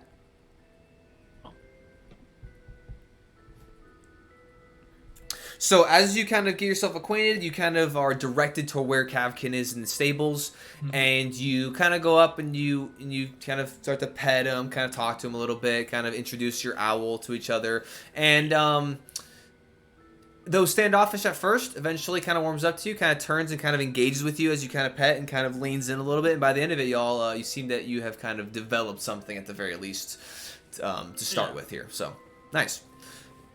I am far more concerned that he and my owl don't get along. So I'm gonna leave my owl Boulder. I'm gonna leave Boulder with Cavkin. It's just like, so for one, just like to have the owl kind of like up in the rafters, pretty much. I'm not asking permission. Just I'm letting my fucking familiar loose in the barn. But it's so that, you know, just it's more of like an other presence that when he's traveling with. It's something like for the animal to hopefully like be familiar and comforted by eventually. All right, sounds good. Yeah. And though you bring the owl in, I mean, there are some curious glances, but no one really. Well, I'm not like carrying it in. Like the motherfucker's just flying in. He's Yeah. just coming through. Yeah. Well, there you go. I mean, they just assume that it's. They just assume that it's. I mean, there's not much they can do. The roos are very tall, so it just goes and perches, and it's just. I remember you annotating that. So it's like, yeah, he's 60 feet up. Yeah, Like, he's what do you guys he is wanna do perched. about He is it? perched high above all these other. Get a fucking courses, ladder. so. I will cast cantrips through this motherfucker right now. Go ahead and try. So. But yeah, that's pretty much it. Just getting all my stuff together on him, getting a moment with him. Then though we didn't like RP it. I would have presumed I would have spoken with Sir Denrick to figure out we're all meeting at the hearth. Correct. Okay, yeah, then I'll make my way over there. Sounds good. Anything else you guys like to do? Zahir or Sir Denrick? You also muted Sir Denrick, so. Yeah, there's not much else I can do. So yeah, I'll head back to the Hearthfire. All right. Yeah, I guess I would have just went with them. Deposit most of my stuff on the in like the saddlebags, and then yeah, I'll make my way to the Hearthfire. Sounds good. I will bring the repeating crossbow with me though. Sounds good. As you guys all eventually make your way back to the Hearthfire, as at this point it is now, I would say by the time you get back, Morello. Oh, what's up? Just one thing, I do want to bring my bedroll with me as I leave. I don't want to leave him on the Yeah, there's on Capcan. there's certain things that y'all it's no worries. Whatever y'all want to bring with you or whatever you can add con it. It's all good. Yeah, there's some things that I would assume you're not just gonna leave in a stables overnight. But yeah, as you guys all make your way back to the Hearthfire in the nice, luxurious, grandiose kind of parlor area, you, Morello, have been there for a little bit of time, so you've been reading through your book, correct? Mm-hmm. All right, cool. So let's see. So are you just like starting from the very beginning, or are you like flipping through it to see if there's any information that's relevant? When I first started, I think I flipped through and to see if I could see anything like important. But if I didn't notice anything that immediately caught my eye, I'm just skimming from Go ahead beginning to and end. with this kind of flipping through and skimming. Go ahead and make an investigation check for me. 16, because I have nothing added to it. That's pretty good. So I would say as you're flipping through this book, you come to find to learn some interesting details. So one of the biggest exports that Snowstone has is a lot of minerals and materials when it comes to ores and kind of a lot of those kind of various things. Mainly because of the mountain that they're butted up against is Ice Spike Mountain, and the majority of the of their kind of operation of like influence and kind of income is mining and extracting. And so they kind of Snowstone and Grimtoll Hold, they both kind of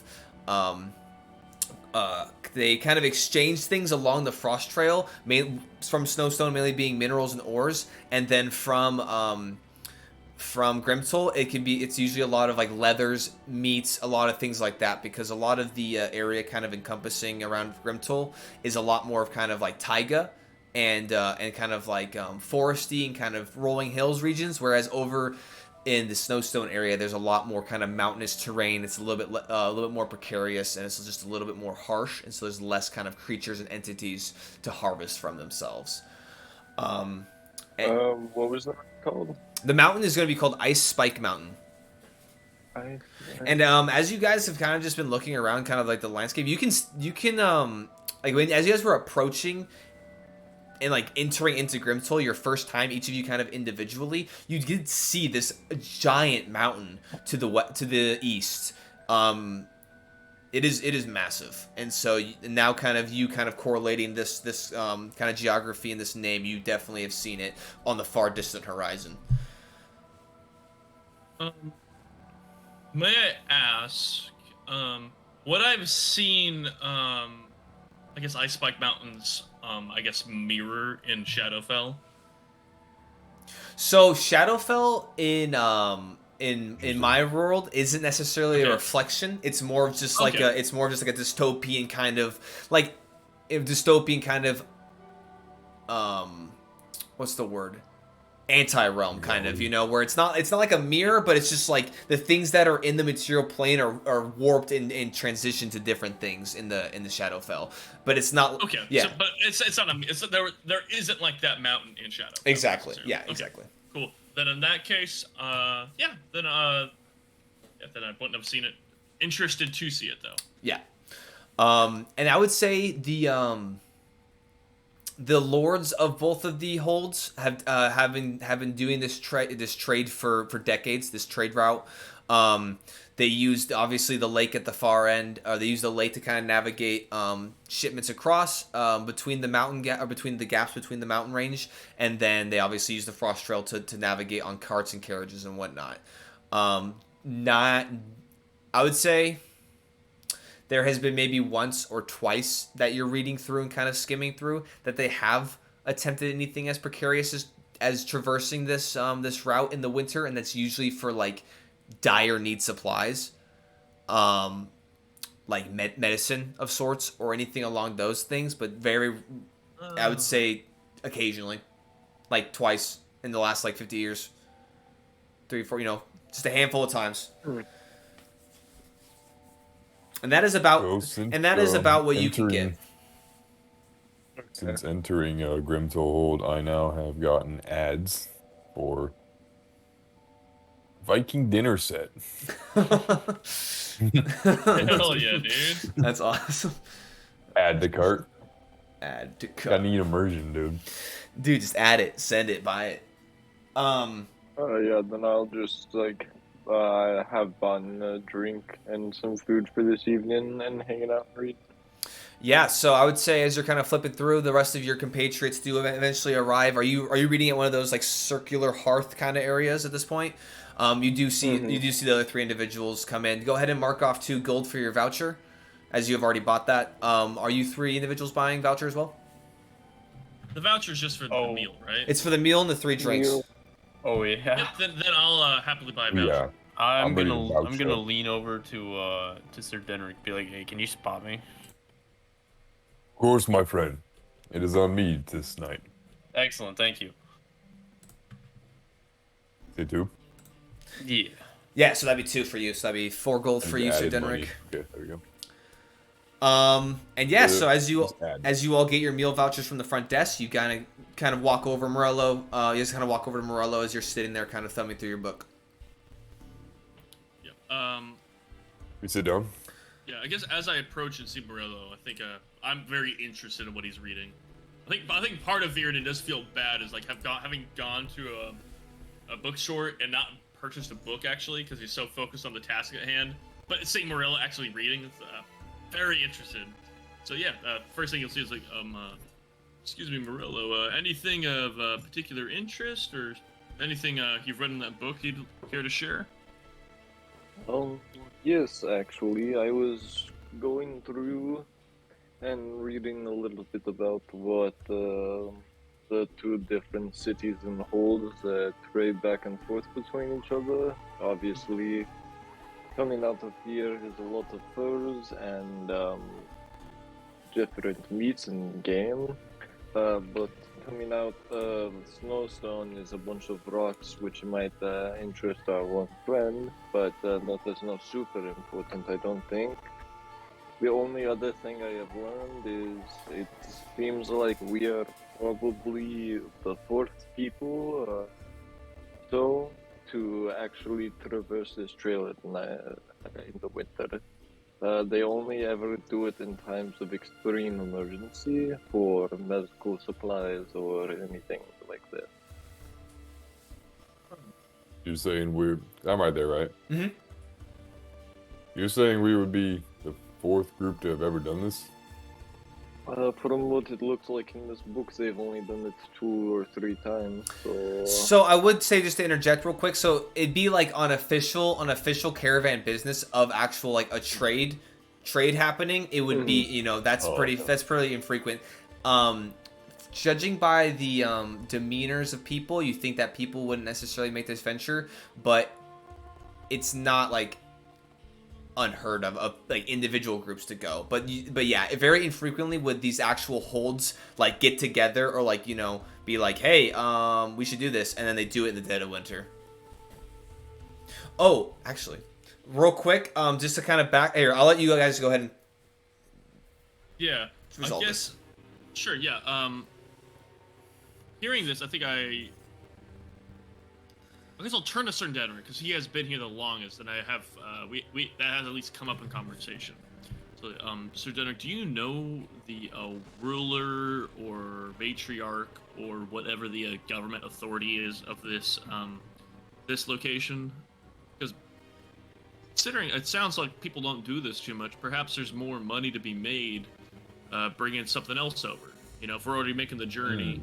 Maybe something relatively small we could bring with us that would assist them, or some sponsorship from them, or whatever it might be. But I guess regardless, have you met perhaps the leader of this your town? Yes, you are a crafty one there, Virden. That is a good thing to think And Virden of. does that too. Didn't we talk about something like that? So I will say this. I meant to say this initially. As you, I guess, as this happens, just because coincidentally, you do get hailed over by the Joanna. She is working tonight as well. You get hailed over.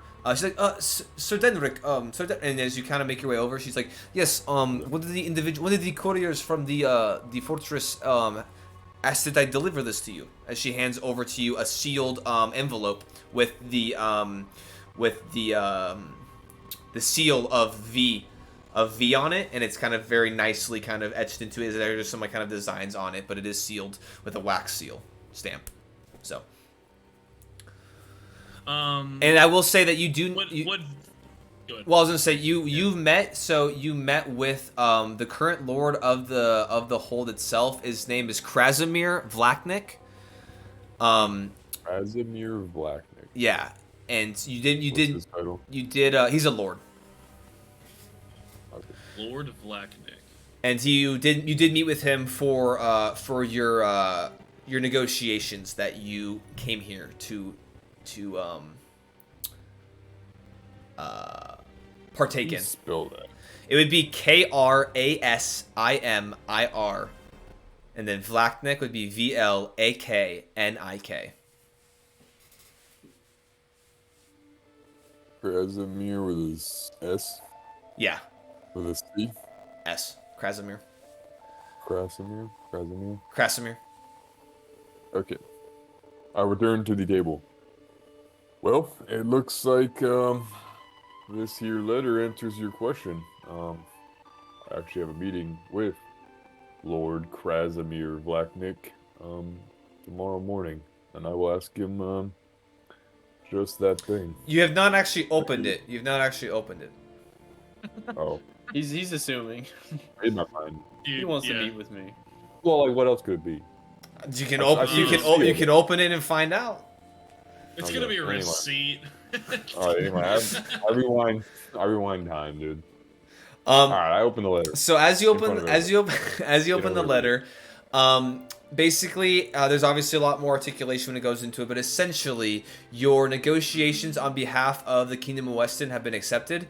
And comes kind of springtime, and once the thaw hits, they will be sending ambassadors south into the actual Kingdom of Weston, and they will be meeting with your king, and they will be negotiating kind of trade and things going forward. And so basically, as you finish off the last couple sentences of the letter, you note that your negotiations were successful.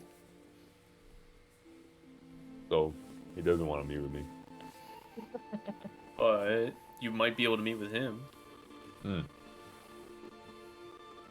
Well, if we have time, because I guess. Are you sharing I guess. the nature of the message with us, or? No, not necessarily. I guess so. The meeting I would have had was before I got the job from the bounty bullet, though. The meeting you had was before the job, yes. So you have been here now at this point. It was 3 days ago on the day of the meeting, so it's been 4 days ago. And you concluded your negotiations... Hold on, so you concluded your negotiations the day before you met up. So basically, 2 days ago, you concluded negotiations, and you were just waiting to hear back.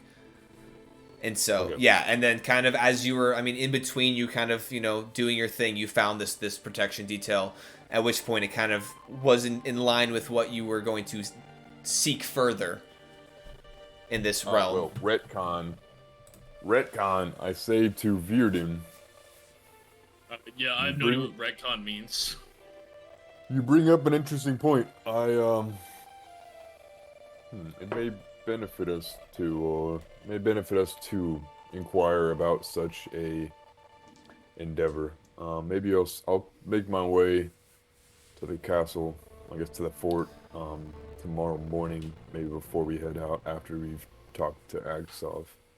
Would you, before we talk to Axov? Because we're meeting with Axov like mid-morning, if I recall, or late morning. So perhaps we could do that before. Then yeah, probably before then. That is when it is morning. Yeah, I'm sorry, what was that, Morello? I had a little bit of a stroke really quick while I was trying to talk, but we did agree on mid-morning. Yeah. Not Yeah, okay. Yep. Really quick, Jared. What's up, man? The notices we know for the traveling to Snowstone. Those were public, like anyone could read those. And they also did this, and they also said where to meet. Did they also mention Axoff's name specifically, or just where to meet? They did not mention Axel's name specifically. They gave an address. Okay. What are the chances of other we don't adventurers know. joining us? Okay. Maybe.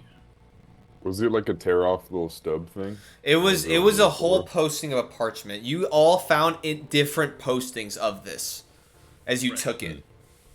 Can I guess I don't if there's a check I can make for this. I'm trying to determine whether it's wise to meet with the Lord and mention we're traveling with Axoff, or if I would infer it'd be better to leave his name out of it. Go ahead and make for me an insight. Hell yeah, I will absolutely. And we're just gonna go expose ourselves. I mean, like in That's character, exactly in character, right, I you wouldn't guys don't find. know you guys don't know the conversation I had with him. I got a 22 on my insight. Okay. Okay, well this guy's gonna... Okay, so Proficient, baby. yeah, because it's such a high roll, I would say that just you have dealt with shady individuals, and Axoff, just the way that he was kind of dressed, not dressed per se, but the way that he was kind of his demeanor, the way he like initially interacted with you guys, kind of just the way that the posting was kind of a little bit like it kind of was a little bit elusive. It almost was kind of like it was almost a little bit. It almost seemed particularly done in a way that was like that tried to be as like least sus as possible.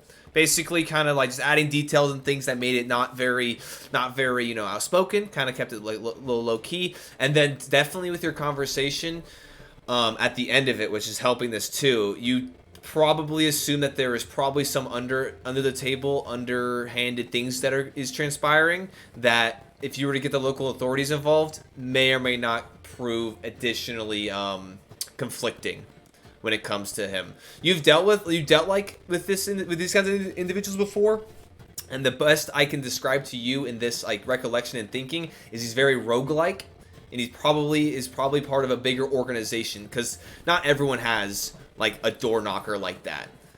And I don't know if it was you. I think it was me who noticed. It was you? Okay. So you didn't notice the belt buckle, but like the construction of his house was interesting because the exterior was like it was just very, the whole thing kind of culminates to like shady motherfucker. Yeah, plus he's paying us out 15,000 gold. Yeah, and especially I know the money is going to essentially not anything tangible, not necessarily tangible anyway. So I Does think he hearing know this that and also our adventure- conversation I just had with Sir Denrick, I think I'll kind of I'll do a quick look around, Take make it sure back. like we're seated fairly alone. Like there's not one Yeah. else around. We're at our own table. Yep. I think I'll gesture for everyone to kind of lean in a bit as before I say this. It's like, though I think it'd be wise. Yeah. Though I think it'd be wise to speak with the Lord about maybe getting more money, bringing something else more beneficial to us. I got the impression from our patron Axoff that perhaps keeping it quiet, what we're doing, or at least not talking loudly about it. Not because we've spoken about it. He told us to bring up his name to several storekeepers, but I think bringing it up any higher than that might lead to more problems.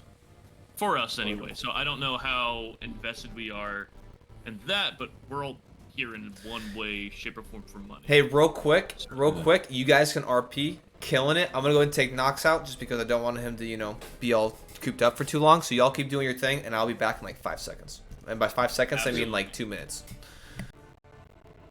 What Wait for the kids to come off. I cast Fireball immediately at Joanna. Connor, hey, get the fuck out of here. I literally heard that, and I had my headset off.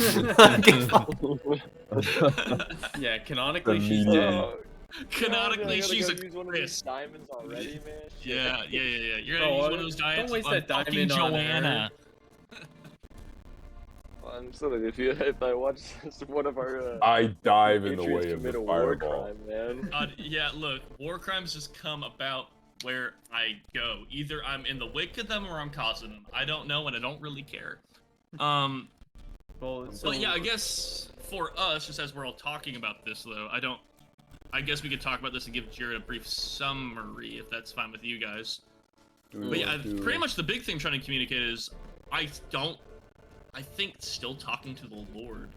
Lord, what was it? What was the Lord's name? Sir Denric? Sir Denric is thinking. Lord Krasimir Blacknick. Blacknick. That's why I didn't think of it, because I don't want to risk saying that wrong. Blacknick. Is it with a V? It's Black. definitely, it's Blacknick. not with a C. That's important. But anyway, yeah, I think maybe speaking with him might be a good idea, but we do need to understand going into that conversation, going into, I guess, the keep of the Lord. The keep of the Lord sounds unnecessarily dramatic. But going there will impose some natural risk just to like the entire Well, to is all there our something? money, I guess. Is there something weird going on, Jordan? We want to RP this right now. They don't like to get back. He told us to talk amongst ourselves. I guess we can bullshit. I guess let Jared come back for it, because I guess we could be saying something he would want to interject into. You're right. Yeah. I was like. In that case, that's why actually, I have to go to the things. bathroom really quick, so I will. This dude. Take that a second. While Jared's Normal not people here, go to the restroom. while Jared's not here, I'm not drinking water. Just because you This haven't gone to the is restroom in your tea, whole life doesn't mean. dumbasses. It's tea? That sounds like Cheers water to me. to tea. Cheers to tea. Yep. Spelt G-I-N. Yeah, the G is silent. The G's silent, dude. T is in right now. All right, hold on one sec. Orello Oxidixian left.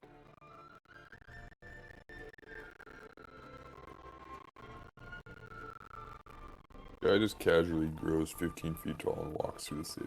Like it. I forgot to ask him if he was small again.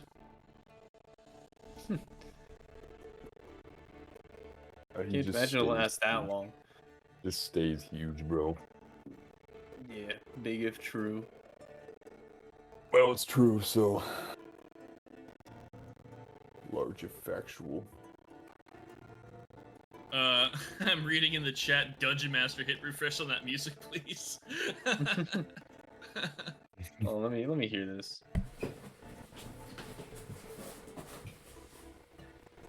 Oh yeah, it's a bit.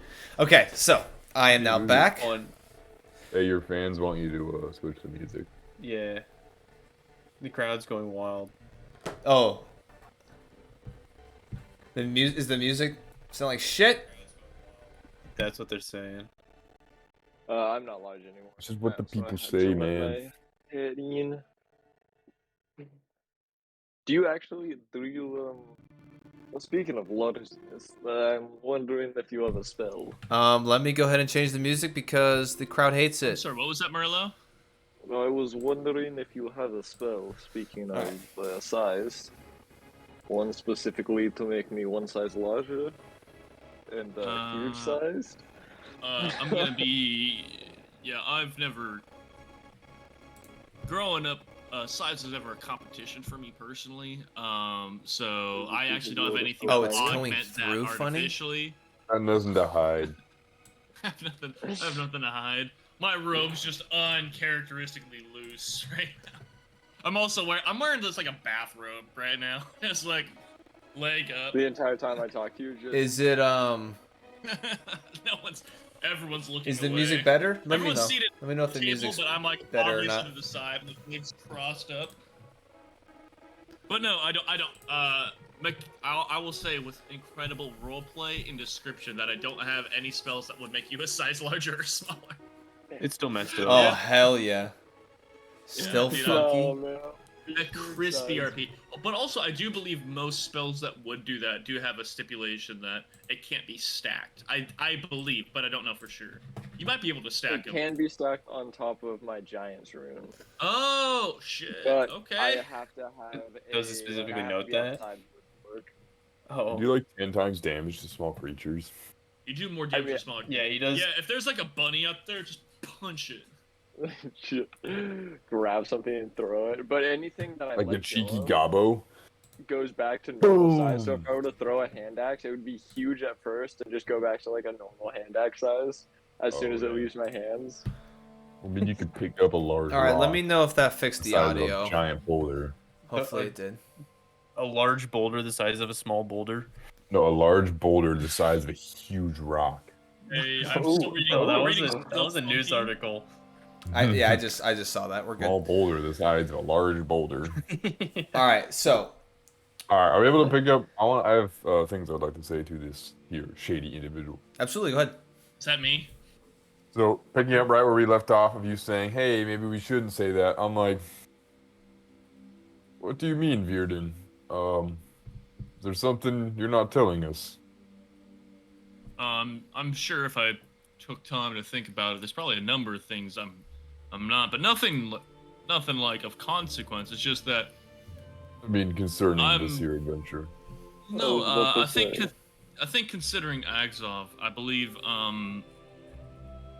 I've gotten the impression that I've kind of spent some time with people I'd say like him, and people like him probably don't want a lot of attention. So again, he spent time telling us to mention his name to shopkeepers and such. So initially, I got the impression as well. Perhaps he's a very well-known person, and everything that's going on is probably fine, and it might be, but even still, just conversations that I had with him personally and things that I've kind of noticed around. I'm thinking if we bring it up to the Lord of this here town, that perhaps that could cause problems for our expedition or for Axoff personally. We could probably still make the transit just a lot poorer for it. I don't. This is me speculating, but it's better to speculate and play it safe, in my mind, than to risk it and figure out we're short 16,000 gold that we felt we deserved. Is there anything important that you talked to him about that we should know, or? He told me some things in confidence, and I'd like to keep them in confidence. But I will freely say this: I don't believe any of it's of consequence to our expedition or safety.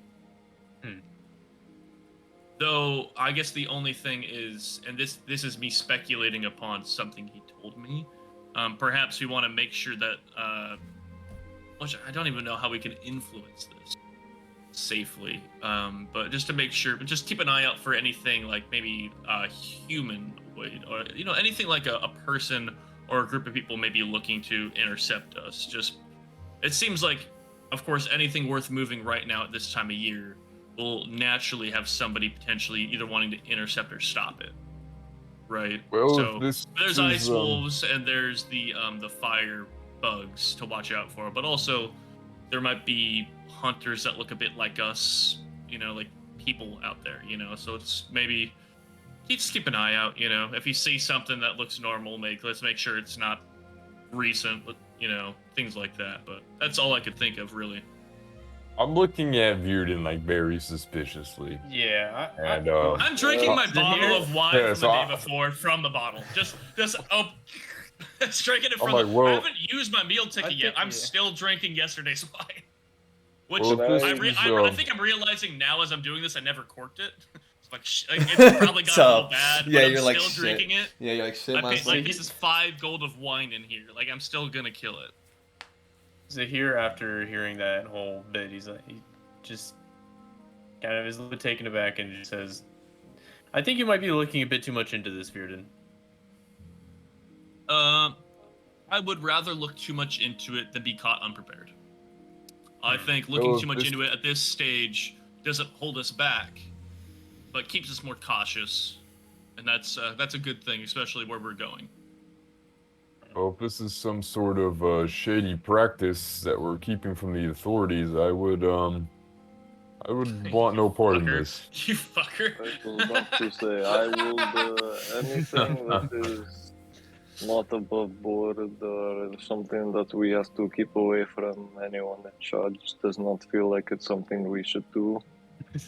You guys, Well, I guess, how about this? You guys tell me, what about this to you seems like you need to hide it, or seems like you shouldn't do it?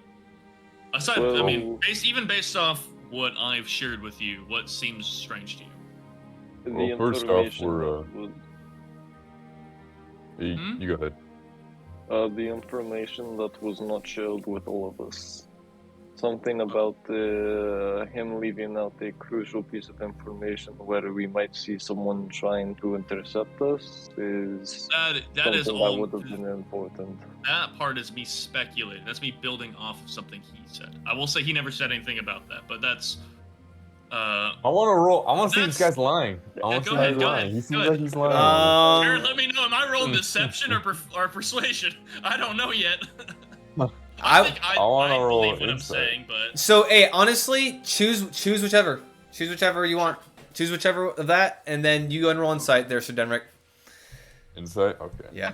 This guy's kind of shady, bro. all right. Mad shady. Give him the help action by also. And I wait. Wait. Oh shit, You Todd, wanna don't help say. me out, Todd, dude? don't I'd say anything appreciate yet. that. That'd be Todd, really don't chill. say anything yet. Okay. I would like to use wheel on Sir Denrick Okay, hold to on. increase his roll. What is By the how much? mechanic? How is this mechanic that you're using explained in the game? Like, what are you doing? Is it kind of like divination, where like you're kind of like adjusting? Are you? Yeah, the Yeah. title of it is Cosmic Omen, and it says I can, like, as a reaction, I can, when another creature makes, hold on, where is it? A attack roll, saving throw, or ability check, I can use my reaction to add a d6 to that. Okay, I would. Okay. How often? 3 times a day. Okay, so this is the thing. I think when outwardly someone is doing something, like when Morello is looking for a book, you could be like, all right, cool, let me do something to help him out, kind of just like guide him in the right direction Well, using your kind of I mean- druidic nature. But I don't think that like you, like that, Sir Denrick sussing him out would be something that you could be like, yo, let me help you suss him out harder. Like you yourself could like invest Well- in insight, but I don't think that this Well, is a check that'd be Is outwardly. the ability like a flat, like some like it like almost like the star charts helping you out with this, or what is it for you? Yeah, as a so character it says here? I consult my star map for omens. Okay. Like earlier in the day, you had an omen of this. Or Yeah, something? that's why I that's what I do in the morning after a In long this- rest.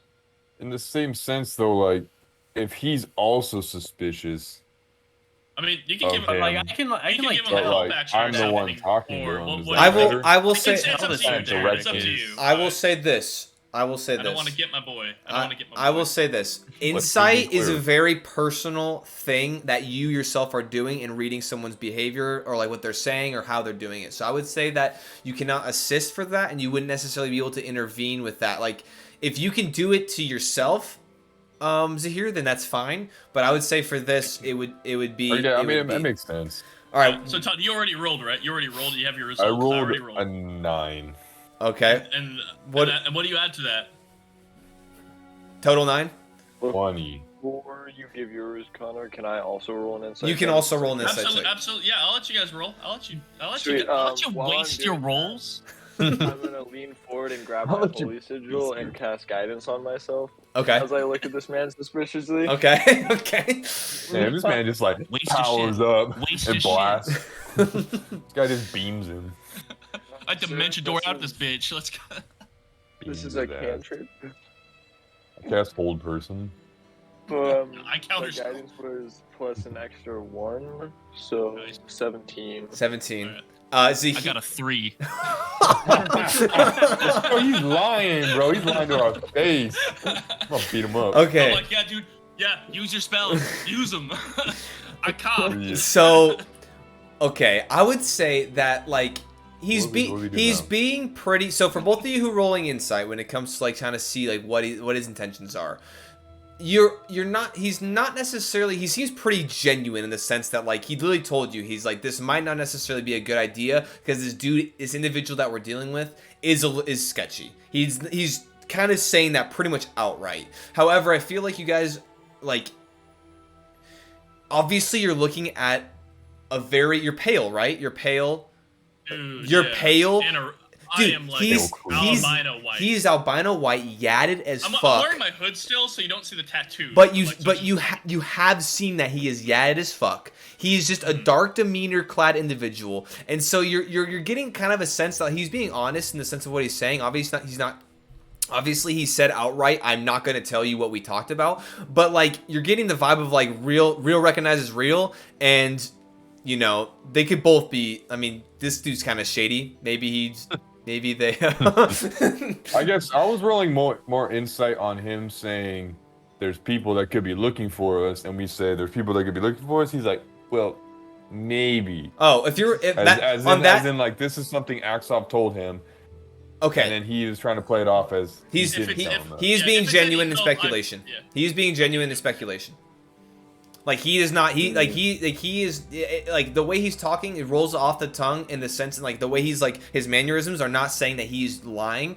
He's just like he's saying speculating of based off something he knows that this could potentially be an issue. What were you looking for, Morello? What were you looking for? Since you were looking for that, what were you looking for, Morello? I was looking for just like a general insight of how forthcoming he was being, and if everything that he was saying was like honest. Was my description then?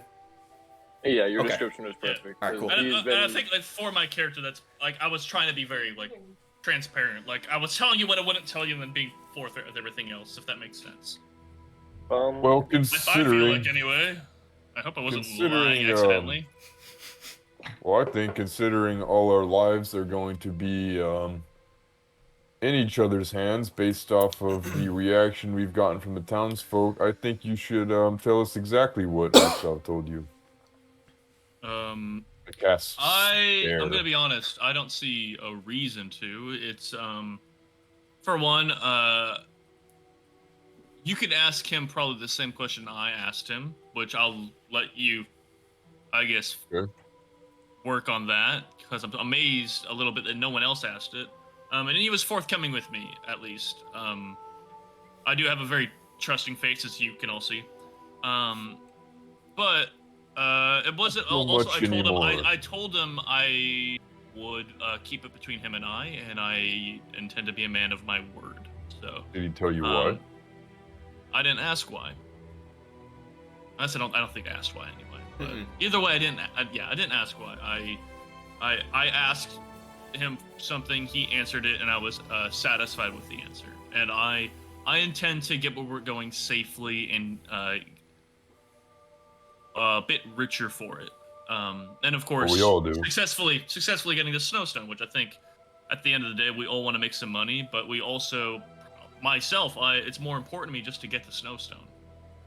If it would be safer and better to go to Snowstone without Axoff, perhaps I'd do it. But I don't see that. Really, you know, I don't see that being the best way there, considering he's the only other guy going. You know, so in my mind, let's go there. Let's make some money on the way. Let's stay safe and watch each other's backs. You know, because I have the feeling, at least I believe, Axoff will watch our backs too. And if it gets to the point where he doesn't, I'll join you with it against him. But at this point, I think we're all right. Maybe I'll have a word with this Axov in the morning. Sure, but also leave my name out of it. Like, whatever you're gonna ask him is a thought you came up with on your fucking own. This has nothing to do with me. I'll consider it. All right. That works for me. Well, swig a wine. I sprint to the swig just fucking. Bro, I sprint to the nearest guard, dude. Yeah, but slurping it down. Bro, I hit report. I open my menu and hit report to the authorities. Report to the admins. Like anyone who ever beat you in Halo Reach, just report. Bro, I hit report, dude. I hit report. This guy's being too shady. I go on party finder report system and report this guy's being kind of shady. Is there food nearby? I go on Yelp reviews. Is there food? It's like there's the food out. It's like the food out. Is there? I can't remember. There's the food itself is we order. It's not a buffet type. Yeah, you ordered it, and I would say at this point, like amidst your conversations, you guys ordered your food, and now it's getting settled down, and you guys are now able to participate and eat, and kind of a little bit of awkward silence kind of takes the group for a second as your food kind of gets set down in front of you, Viridin, as you're kind of everyone's staring at you, and you just kind of start eating. You're just like, all right. Yeah. I think I'll eat. This would definitely not bother me at all, but I think there is some part of Viridin who's like, they probably feel weird. Like, so I think, like, as I'm, like, eating, like, I probably order, like, a fucking kale salad, light on the dressing. You know, it's like, just, you know, I gorged myself yesterday, so I need to be slim. But I think I will, is there, you guys could, like, ask me, like, I told you what I won't tell you, which is one thing, which is an agreement between me and a separate person. That's what it is. But you guys can ask me anything else. I want to have I want to get there safe. I want to trust. I want, you know, to make sure, like, if things go down, we're fighting something, you know, we all got each other's backs. That's what's important to me. So I guess, like for my character, your character's I wouldn't. Well, I just mean like I wouldn't assume it was shady from the start. Mm-hmm. I guess I would just assume that someone wouldn't be shady. Is that? I don't know, I guess that makes sense to me. that's at what least. I'll go with. He's just like, everyone's righteous. I help you. Oh, I guess maybe just not if it's like if it was something super shady, they wouldn't be posting it on like a public forum. I guess. And they didn't like specify, which I guess isn't something like out of the ordinary. But now I'm definitely gonna ask him. All right. And he's telling us that we can like ask things. Is that what you're communicating to me? What are you saying to me as Sir Denric? What am I saying to you? I had nothing to say. Yeah, Morello, what was the it? question to you guys. As he's talking about how we can kind of ask him anything and he wants to get there safe, I'm gonna quietly like bring the rest of my finished food over to the bar. I'm gonna buy another bottle of elven wine. I'm gonna walk over. I'm going to set it down next to him. That'd be 10 gold pieces. Okay, shit. I don't have that many questions, but I am trusting you with my life, and I hope that you will help make sure we all get here safely. I personally have a lot to think about with this new information and everything else for tomorrow, so I will be calling it an early night. I know that you mentioned you cannot get this very often, so if this is the last time you get the chance to drink it, please enjoy. But I do not want to have to use anything if you are killed over the littering tomorrow morning. Is it uncorked already? He just poisoned that shit. Is it uncorked already? He said die. It's corked No. still. I think I'll take it and then I'll nod to you and it's like, perhaps we should around the fire in the coming nights. I'll save this and I thank you. I guess thank you, Marilla. It's very kind of you.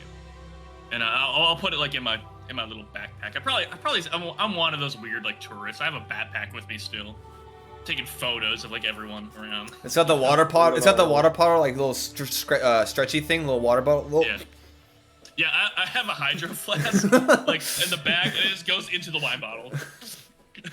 Oh my god. He'll sit down, then I'll sit down my meal voucher for the other two with the extra 2 drinks that I haven't gotten yet.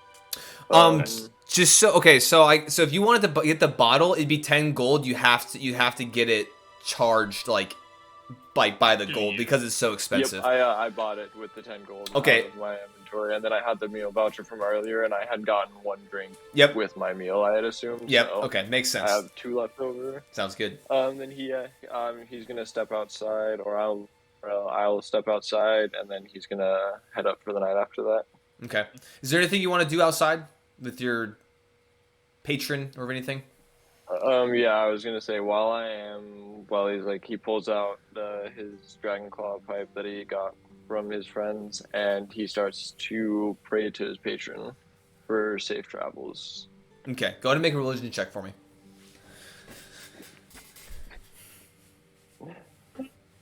This determines if there's a dragon that eats us. Yeah. Let me roll my. Cast guidance on myself before I make a religion check. Can I give him my proficiency? Because somehow. No, somehow no. He doesn't have You're in. You're. I have a +0 to religion. Ow! As a I don't know how to talk to my argument. Motherfucker, I have a +7. What? I'm really good at medicine, alright? I'm not like actually a great cleric, but I'm a wonderful doctor. I will translate to your god for He's you as fine. we travel. I guess. Like, I don't know. +0? Aren't you a wizard? 12. Part wizard? Okay. Trying, it's reading. so- He's a can't read. clear. Hold on. I'm Hold a on. wizard. Hold on. Oh, Okay. Oh, you yeah. So try and read as the Bible, hold on, it counts. hold on. Okay, so as you're out there, you're kind of smoking your pipe. You kind of nod, kind of nod down, kind of close your eyes, kind of start thinking, kind of saying a silent prayer. Nothing like you don't necessarily feel anything or feel any sort of way, but it is sitting a little heavy. Just kind of the new information that you have kind of come to find out, being more of a virtuous individual yourself. So you find that getting to the bottom of that before departing on this venture might be beneficial to kind of easing your inner turmoil. But you kind of retuck your holy symbol, kind of finish your pipe, and then. Yeah, because I'd like to also, if possible, get up a little earlier and go over tax odds as well, since I'll be heading to bed early. Okay. Okay, sounds good. Discuss with him. Sounds good. And So then, you yeah, go ahead. I'll head up. Yep, you want to make your way up the large staircase up towards your rooms. The other three of you, what are you guys doing? I suppose I'll turn to Sir Denrick if there's nothing else happening in the conversation and ask him. Do you, if you intend to go to the Lord of the town of Grimtoll Hold, I would like to accompany you if you plan on doing that tomorrow. Well, my business my business before I met before I met you guys was official business, and it was supposed to be more. I mean, not everyone is supposed to be privy to it, but I don't think it could hurt. We may be able to. Your business and your discretion, but I would appreciate coming. But I understand if you have reasons for keeping me from it. What would you like? What business would you have? I suppose the reason for myself going to speak with the Lord would be seeing if he had any messages or cargo or anything of that nature that we could bring with us to Snowstone. Considering passages through the frost trailer so few during the winter, perhaps we could get some compensation or reward, if you're so inclined, just to help.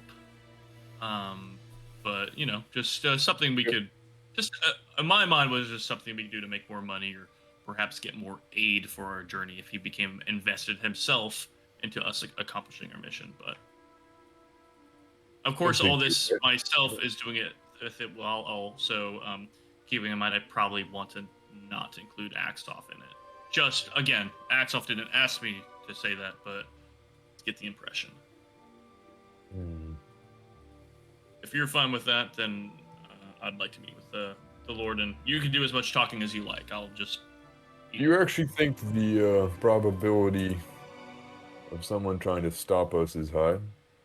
No, but it's in my mind. Before I talked with Axoff, I was gonna watch out for animals and Goliaths, and now I realize that maybe it's good. I don't know who might be looking to intercept us, or if anyone's looking to intercept us, but the possibility's there. So I guess if you see something that might lean towards it, I wouldn't disregard that evidence or tracks or whatever it might be out there. All right, well. That's really just cautionary tale.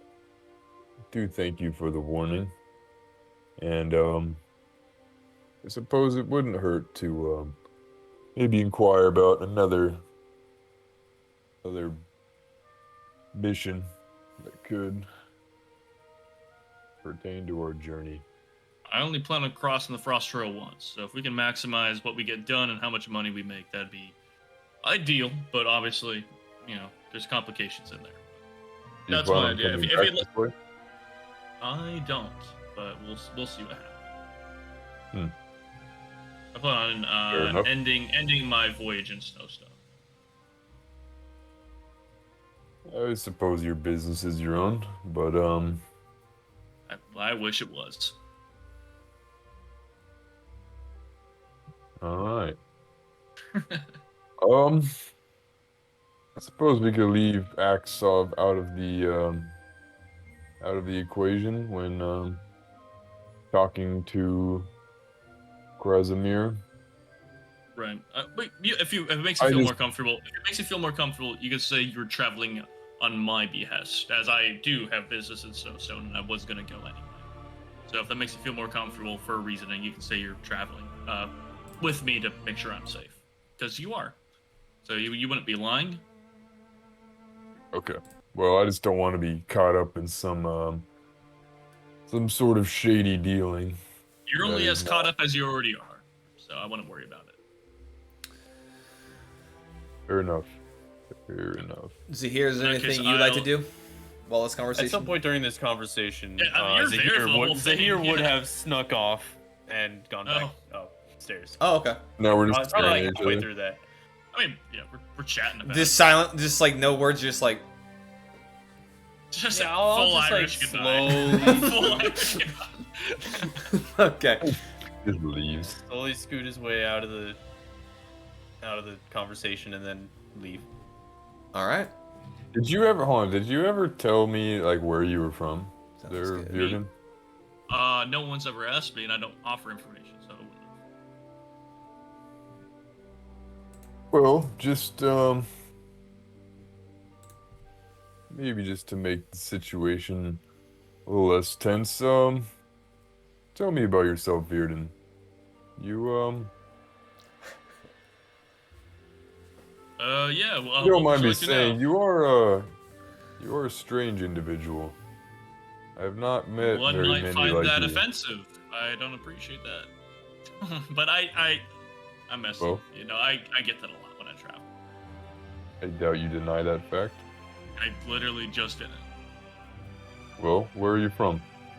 What would be the name of, I guess, the town, if you have one, Jared?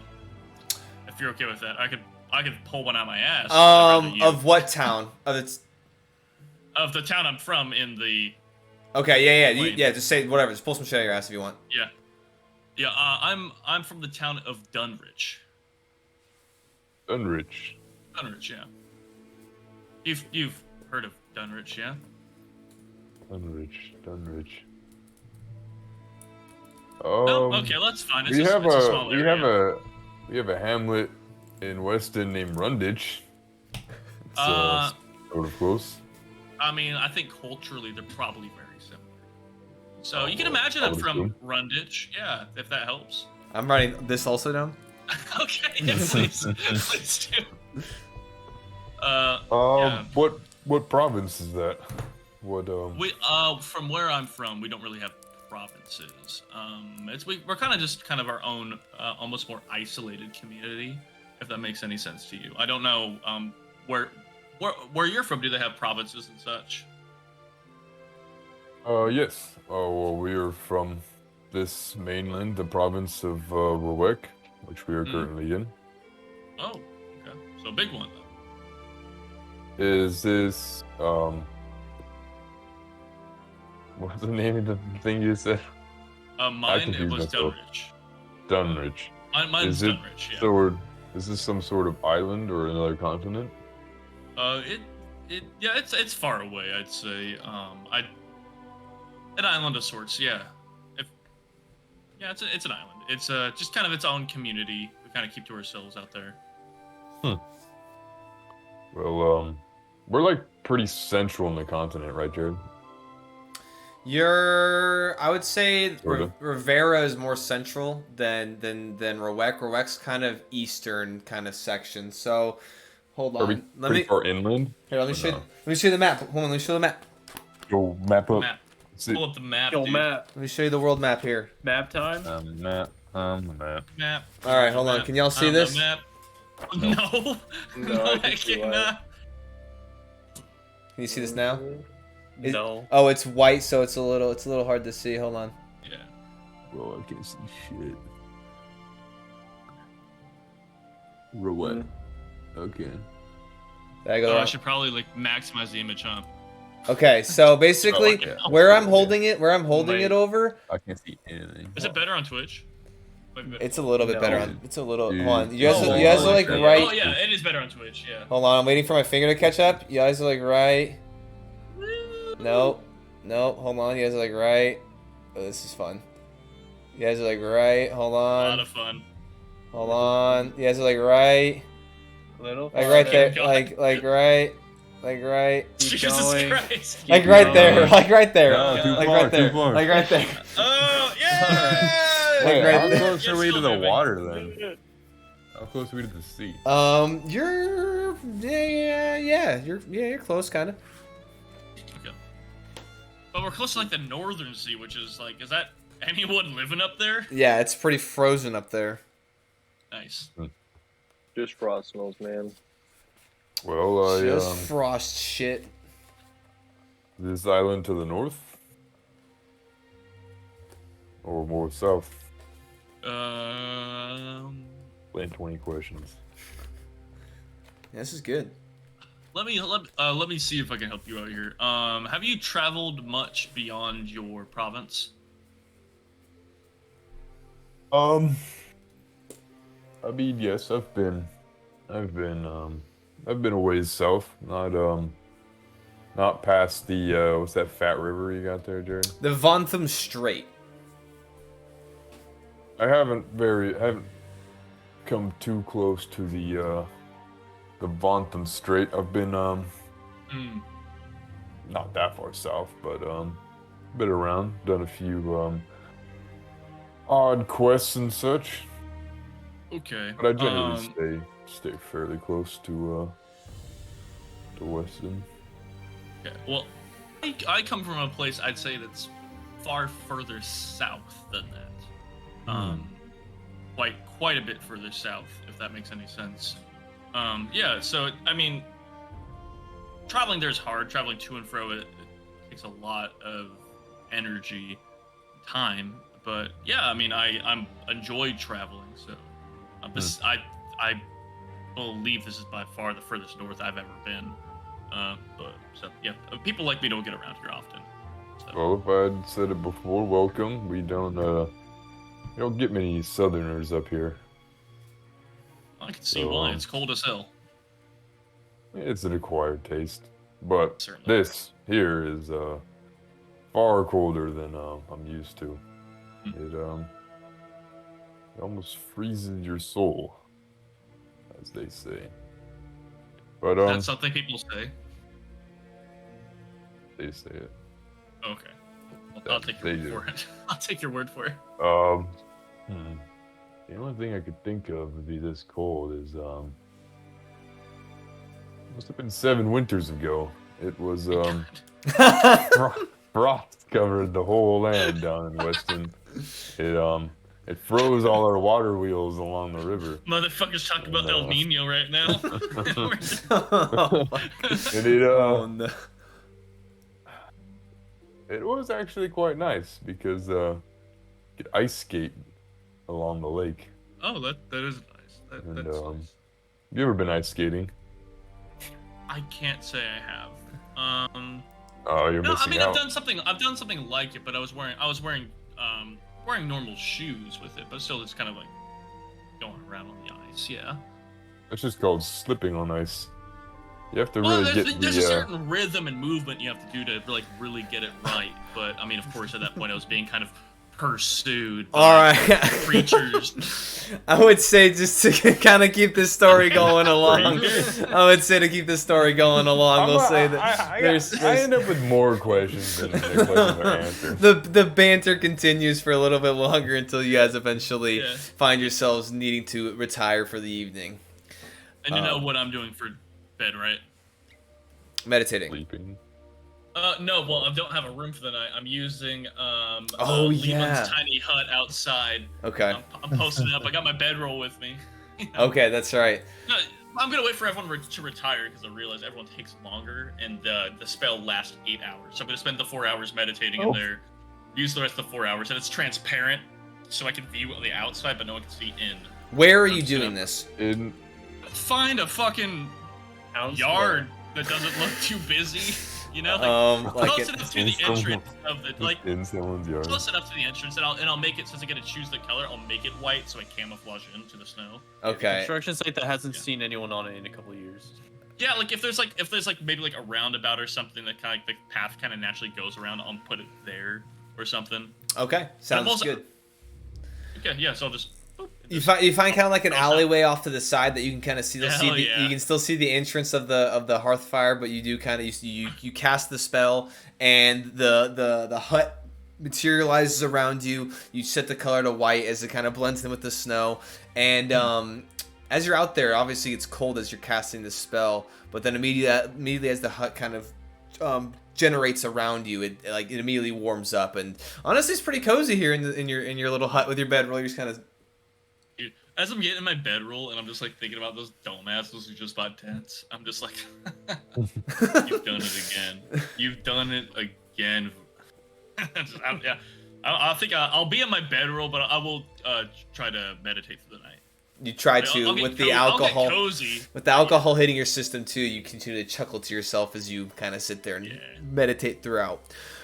But eventually, sleep finds all of you, unless there's anything else you guys would like to do before a long rest.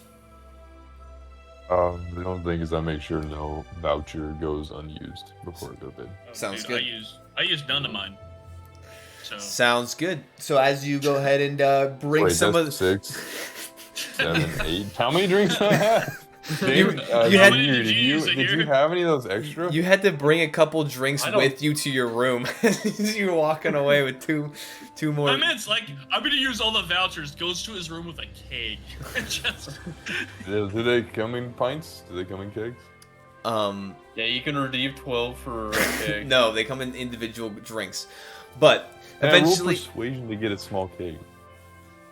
I would say they figured out the voucher game a long time ago. They've been doing this for a while, so there's no mass transactional things that you can do. So then we'll bring it back. Eventually, you all find yourselves to sleep, but morning comes eventually. Morello, you do get up before Zahir. Are you trying to sneak out, or are you trying to? You know, I'll just put on my armor and I'll leave. Okay. I know that I'm not getting up a lot earlier than him, but he did come trickling in pretty closely after me, so yeah. I'm just gonna I'm not gonna bang around and try and do anything, but I'm also not gonna try and be super quiet because I know that if I try and be super quiet, I'll just be louder. Okay. Yeah. Well, with the passive perception as high as yours is to hear it, you definitely hear him as he's kind of he's being quiet, but you are a pretty light sleeper, and so you do end up shifting and do see that he is kind of donning his equipment and getting things ready earlier than you would have expected. I'll roll over and be like, are we going to meet him right now? Is it about that time? I was just stepping over a little early because I had a few questions for him about what we talked about last night, and just a few things I would like to clear up before we meet up for our last little meeting of the journey. Alright. Well, I guess I'm probably not going back to sleep. I guess I'll start my consultations now. Sounds and good. I'll roll out of bed, grab my staff, and cast light on it, and then start just analyzing constellations for the day. Sounds good. You go ahead and do that. As he kind of rolls out of bed and gets himself situated, you're at this point kind of just leaving the room, Morello, heading out. When are they leaving? I mean, he's up earlier than the other individuals. Since you and Virgin kind of stayed up later, kind of drinking and shooting the shit, I would say that he's up. I mean, obviously you meditated, so you would be up. Did I see him leaving, based on where my hut is? Just I would say go and make a perception check. Sure. Okay.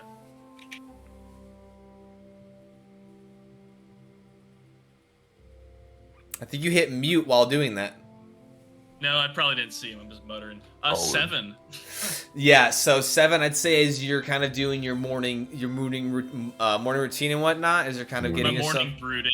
Yeah, I would say that he does slip out the front door without you, and you kind of had to like be like watching that area, and you're just not at that time watching it, and so you do not see him exit as he makes his way over to the Axos. Gotcha. Well, I was going to say that I would like to be up Even earlier. even earlier than the earliest bird. And he's gonna beat him to the punch. He's already there. Petting Yeah, the I was cats. gonna go down to the stables and utilize the training yard if I could. Make Should I roll a hold on con- first to make a Constitution check.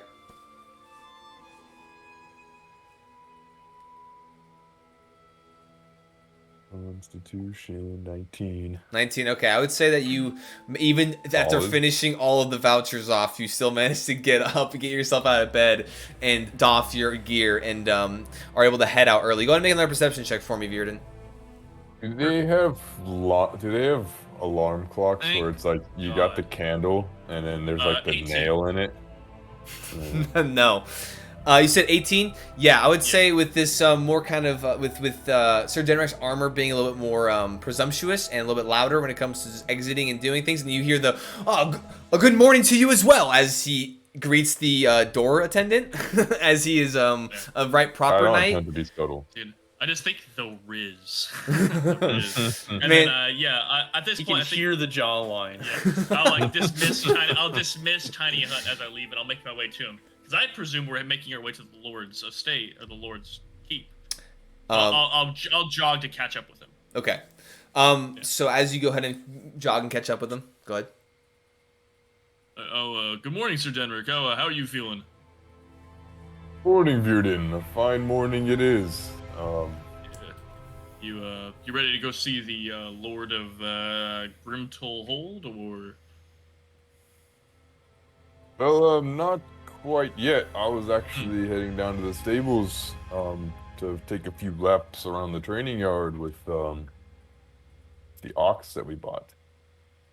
Figure it doesn't won't help to be unfamiliar with these beasts. Not a bad idea. If- Perhaps I'll just come with you anyway. So that way, when we're done, we can make our way over if you still wish. You fancy having a joust? I weigh half your weight, so I'd say no. But if we're depending on the rules, I'll happily joust you. Depending on the rules. Well, considering he said he doesn't know anything about ice skating, like, you know what jousting is, right? Jared, do I know what jousting is? Um, Do you want me to Okay. roll for it? Do you want me to roll for it? Roll a chivalry here, check. I'll Even I'll have lances, mm, Sir Denrick. I do have a lance. Yeah, bought ma- those. make- I make- brought a lance. How about a second one? make a lore check, which will be That's the fun basically part about it's like history, but no just No straight modifier. intelligence, straight intelligence. Straight intelligence. Yep. Ooh, That's the fun fantastic. thing. So if we're adding Here. intelligence to this, then it I is have a a- 12. I have a 12? lance. He has a mop. I would say you've heard of it. You've heard the term. You're like jousting, but you have not really seen it into practice. So you're like not entirely grasping the concept as to I what the word probably means. know several dance moves that incorporate the word joust. Yeah. Yes. Yeah. I would say though, as you guys are kind of walking, Zahir, it didn't take you much longer to get yourself, everything donned, and I would say that you do actually see, you do kind of catch up as you exit the Well, inn. no, I'm not like in a rush. I'm just consulting my. Oh, star okay. map. If you're just chilling, then you're just chilling in your room. That's cool. That's Yeah, and then eventually I'll walk down and see no one's in the foyer, no one's outside, and I'll probably just like have breakfast. cool. Okay. Sounds good. Late morning when we're meeting Axov, right? Yeah. Yeah, that's right. So yeah, Got it. presumably we're doing this before then. Yeah, so I would say just so both of you go down there. It is going to be 1 silver piece an hour to use the training grounds for you, Sir Denrick. But you can easily do that. And so as you're kind of getting familiar, you bring your now. Are you wanting full saddlebags and everything, or are you just wanting saddle and that's it? In regards to what? In regards to him doing training with his animal. And, Well, I'm doing it as well. oh, okay, then you would yeah. Would you like? I'll do it with the full saddlebags and everything because that's realistic what we'll be doing. Okay. I'll do just saddle. Okay, sounds good. Nerd. All right. So I will go ahead and have both of you go ahead and make animal handling checks for me as you guys kind of, as you make your way in there, and Gusev does kind of reference you to another individual who, kind of like a taller, kind of stockier, kind of farm hand or kind of stable hand, kind of probably like early 20s individual. He does lead you through, gets both of your animals ready to go. You guys make your way out back, and out back there's this large, and you can see there's a couple different pens, but there's this main kind of large kind of cylindrical area where they probably do a lot of their like kind of bigger distances when it comes to certain things. And so you guys are both led out there on the back of both of your animals. For my animal handling check, can I let my familiar give me the aid action or the help action because he's been with my boy all day? No. No, but that's what familiars do. That's what familiars do. I'm gonna No. laugh at you when you fall off. Oh wait, can I never let my familiar give me the help action? It can, but I'd say for this creature that is still unfamiliar with your owl and you, I would say not at How this does time. an owl help you ride an ox? Because it's there and it loves. He's been with him all night, just flapping his wings in front of him, calming him down. Okay. Fair enough. Yeah, but Oh, anyways, got an 8. Okay. I think this is the first animal handling check I've ever rolled in D&D. Well, Let it I be think. good. Let it be good then. My first one was good. 11. 11.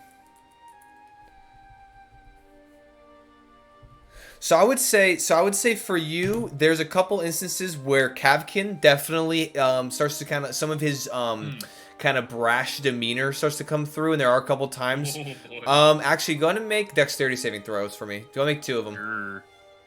Sure. So dexterity saving throw. So that is a 21, Okay. and that is a 12. Okay, so I'd say both. Like, there's a couple times where you're like, you're trying to like, and this stable hand kind of comes out there. He kind of teaches you some of the commands, like that they have, which is all the commands are in Walian. So you kind of learn some of those as you kind of get him to start, get him to stop. But there's a couple times where Kavkin just isn't having it, and he tries to like buck you off or like kind of thrust you off, but you do manage to kind of retain yourself and maintain the saddle. And over the course of the time, it's not a complete bust, but it's definitely from the initial what you at least saw at the beginning that you saw yesterday with interacting with him, it's starting out a little rough. Is Walian like the native tongue? Yeah. And so hero, for you, Sir Denrick, your oxen hero, it's kind of like a middle ground, like not necessarily like super like, super giving necessarily, but a lot not different than a horse. Not a lot different than a horse. You're working them. It's definitely a different kind of ride. It's definitely a different feel, and you're getting used to it. It's a new experience for you. And so with that, you would say your long time as a horse mounted individual, it kind of bridges the gap a little bit here, but there's still definitely some rusty things when it comes to bridging this gap between the two. But yeah, unless you want to spend another silver piece, you spend an hour, and you guys can get a little bit familiar with your mounts.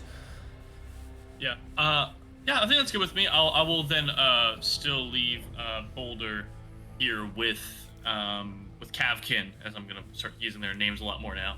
Okay. I don't know. I'm gonna be like, get your shit together, Kavkin. I needed you out there. Or get your shit together, Boulder. I needed you out there. Like, you let me down. Like, Hey. I'm not trying to be a lot right now, but you let me down. He, like, twists his head all the way around.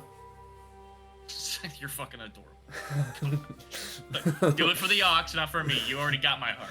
Like, I need you to work on this guy. Kind of like shifts his feathers and then kind of like flies over to where Kavkin has been like being put up and stuff, and you're just like, all right. Yeah. All right. Good guy. Hopefully he's eating some good fucking rats because he's a fey creature. I don't think they need to eat, but I'm also not checking. He is. I think I'm familiar with him enough right now that I'd probably know how to sustain him. But Yeah, he survived this long, so he's chilling. okay, cool. I would say at this point during this hour, you do eventually, Morello, make your way over to Axov's house, which is kind of on the, I would say, kind of northwestern portion of town, like you're familiar with. You do eventually make your way over there, and you stand on the exterior of the gated off yard of his establishment. Is the gate itself locked? It is. If you go to check it, it is not locked. It's just it has a latch on it. Cool, yeah, then I'll walk into the gated off area and make my way to the front door. I'll relatch it shut and like grab the knocker and knock. Okay. As you go ahead and knock on the door, I don't think you. No, you were not. Go ahead and make a perception check for me.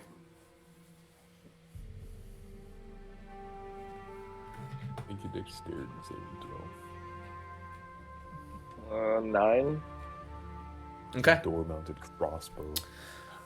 With that, yeah, you do not discern anything additional. The door. But you do see the familiar knocker as you knock on the door, and eventually you do hear. You don't necessarily. The door does not open as it did initially. You hear just like some of the locks start to give, and as the door opens up, you do see Axov once again, kind of the familiar long black hair with the eye patch over his one eye with the scarring. You see that he does have kind of similar style of clothing, just some different colors and different matching as to what's going on. But you do see him open the door, kind of step back. He's like, "Oh, Morello, I am It is curious to see that you have come here by yourself. Is everything alright? Don't tell me the other individual's flight." No, the others are actually finishing doing everything they need to get ready, but I personally had some questions I would like to ask you and about the job. Oh yes, no, absolutely. I mean, I know our scheduled meeting is for it's probably another hour or so, I believe. So I mean, we can chat until the others arrive. And he kind of steps back and gestures for you to come into the house. I'll gracefully bow and then walk in, and I'll like take off my backpack, obviously, with all my shields and stuff, and keep that to the side. Sounds good. All right, let me go ahead and change this real quick. All right, so as you enter into this area, into his house, into the similar kind of like breezeway into the hallway, and he kind of guides you off to the left hand side. Go ahead and make another perception check for me.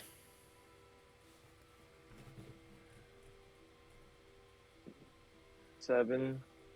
You are killing it. Doing it, man. Dude, why are you giving him that much shade? He's doing his best. He doesn't have a Balder to help. So with a 7, you do look around and you can tell that the interior of his house is a little bit different, only in the sense that you can see there's a lot of things kind of like strewn out everywhere. The parlor, as you look over to the left, does seem pretty much fairly similar in order. However, you do look over to the right, and like in the dining room and whatnot, there is like bags, there's clothes, there's a lot of different things kind of all scattered around amongst in the area, as well as in the breezeway. You kind of saw like a nice kind of thick cloak kind of hanging up. Like you can definitely tell he's getting ready and preparing. As you do step into the parlor area, you do see that there is actually a second cat that kind of brushes up against the back portion of your leg as it kind of makes its way and kind of like and kind of steps in at this point and kind of goes over to the left hand kind of portion of the room and cuddles up with the first cat, Ollie. Yep, there you go. The fire at this point is going. You can kind of see it. It seems pretty fresh when it comes. There's not a lot of coals or anything. But you go ahead and take step down into the parlor area, take a seat if you'd like to, and he kind of follows around, kind of taking the same position that he did the first time, and goes, "Yes, Morello, what could is there anything I can offer you to drink or anything at this hour?" Not right now. Maybe in a little bit when we are getting ready to discuss business with everyone else. That sounds good. But I'm still standing at this point Okay. too.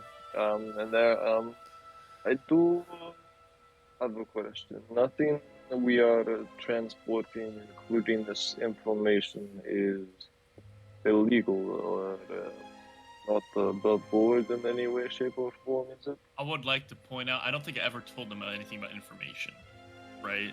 I have no idea, like, Okay, what I just we're want to make sure. transporting. That, So yeah. I'm literally just shooting out stuff because he Okay, never cool. told us what we're transporting either. So Go Yeah, ahead. do your thing. Go ahead and make a persuasion check with disadvantage. okay, it's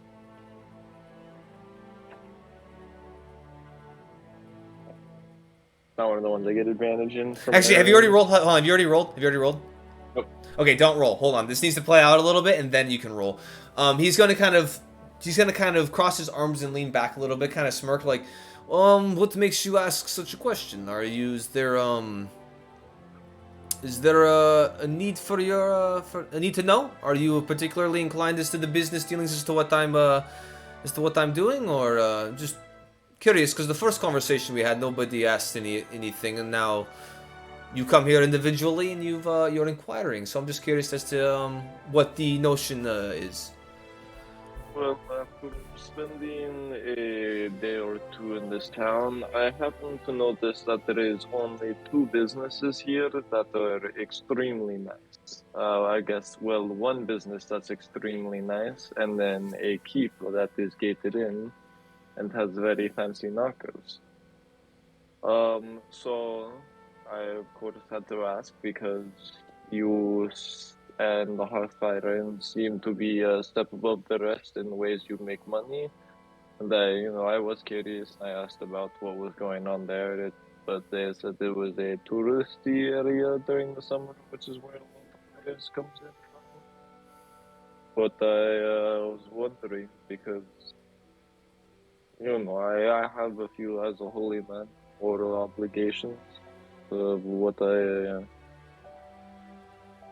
see fit to actually do something. If it's good, I do not want to be endangering anybody if I am helping out with some underlying shady dealings.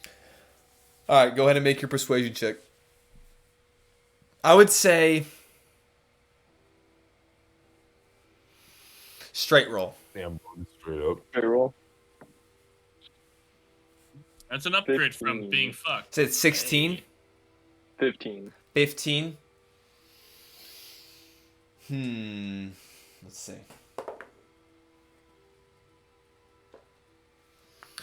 He kind of smirks. He thanks to himself for a second. I would say that the circumstances and the conceptualization of legal and legalities are obviously they vary from place to place. And I would say that what I'm doing is not illegal. I would say that it is self-motivated. I would say that it is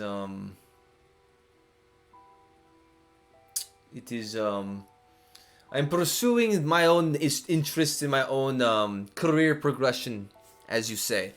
And so, but I would not say that it is anything that is, as you say, you are morally obligated or morally kind of in tune individual. I would not say that it would be anything. You getting me from here to Snowstone would not be endangering your morality, nor would it be endangering, let's say, the masses of population.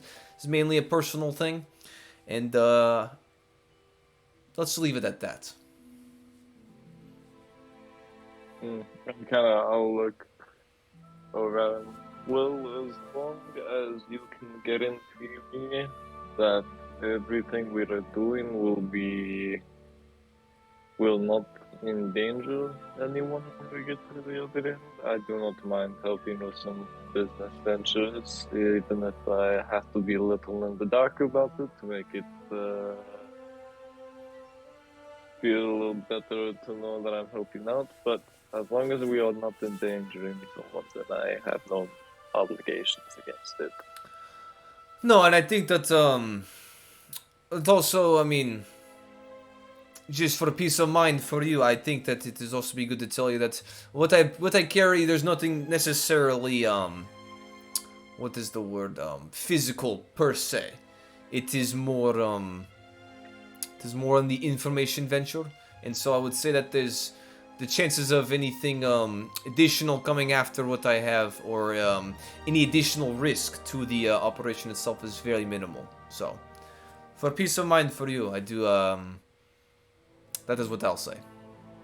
Well, if it is informational, at least keep in mind whether or not you have malice and the intent of giving the information out. It really depends on who sends the information in. And I kind of not done, but I will not pry anymore. I just a few more questions before we left to get my mind at ease. If you don't mind smoking here, I can, or if you want me to, I can step outside. I will just need you to unlock the multiple locks on your door. No, that's okay. I will just go ahead and crack a window as he kind of goes and open, because there's on either side of the actual hearth itself, in the kind of the center far side of the room, there's like kind of doors or windows, and he kind of just pushes back the curtain, draws like kind of cracks open the window, and then just kind of draws it back. Okay, and then I want to sit down kind of by that area. If there's any of the cats nearby, I think he'll like sit around them too and open the book and start looking specifically for Axov or anything related to Axov in his book about trades while he's just waiting. All right, go ahead and make an investigation check. Can I cast guidance on myself before I do Yes, you that? can. Yes, you can.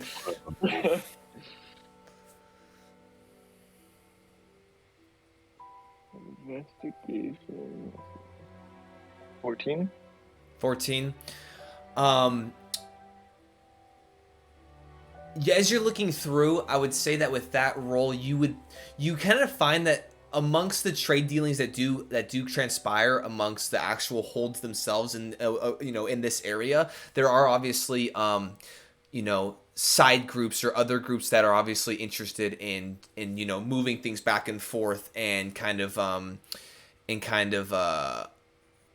using it also as a smuggling point, not necessarily, kind of along the way, maybe having drop-offs and whatnot. And things have been exposed over time, people have found certain things and whatnot. And so it's not uncommon for a trade network like this to obviously have additional entities that use it for their own intent. I would say with a 14, it's all right. I would say that you do also, it doesn't specify, but there are minerals that have been found with an ice spike that have been extremely rare. They're non-descriptive in the actual book itself, but there have been interesting dealings that have transpired, or people have been motivated to find certain things within the mountain itself. But that is all I will say, as you're kind of peering through it. The Arkenstone. The Allspark. As you're looking through the book and kind of hanging out with these cats, Zahir, what are you doing? Zahir? What? But what? Yeah, Just Zahir, find yes. the one, dude. So is it nearing what I could guess is mid-morning? Yeah. I'd say by the time you kind Nearing? of eat and you kind of, do get your things together, yeah, I'd say it's about time to go meet over there at Axov's. Also, keep in mind, mid-morning is about, 1 hour of sunlight. So, yeah, because morning is, shifted significantly because of the sun. What, bro? Yeah, I keep looking around for the others. And I'll just sit at the table for a little while.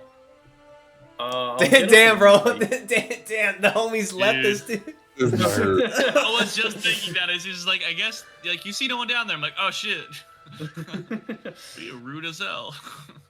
I'll go walk around, sit at the different hearths for a while, and then probably after the meeting time, I'll probably keep waiting for a little while, and then half an hour after I'll go over. So I'll probably be showing up late. If they don't come back to the hearth fire.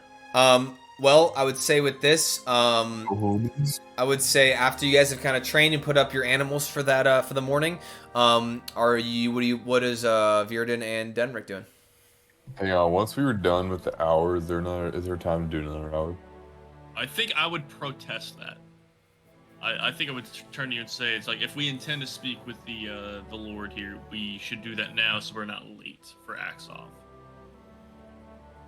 Of course, that is still, I can't do that without you. So if you choose not to do that, then I guess we're doing another hour here. But I I would laugh. like to. Ha, ha. Done already, Bearden. I noticed you fumble earlier. Don't be like that. That was on my bird. That wasn't on me. My bird was supposed to be there for me. I'm adapting my strategy. How is your But- bird going to help you ride the ox? You clearly are not a skilled horseman if you don't have a bird there helping you. I don't know how things go down in your province, but over on my island, we use Unskilled birds. Ha. Well, maybe once we get back, we'll have to have that joust. So if you're not careful, we'll have it sooner. But I'll take you up on it. I'll take you up on that. Anyway. But for the time being, we can either have that joust now, or we can go speak with the Lord. No, you're right. We should make our way up to the fort. All right, so I'll follow your lead. I have not been there yet. Okay, So well, we put our mount and then... I will say, kind of just in the interest of kind of time, I will say you guys make your way over to the actual kind of exterior guard kind of gate of the fortress wall area of itself.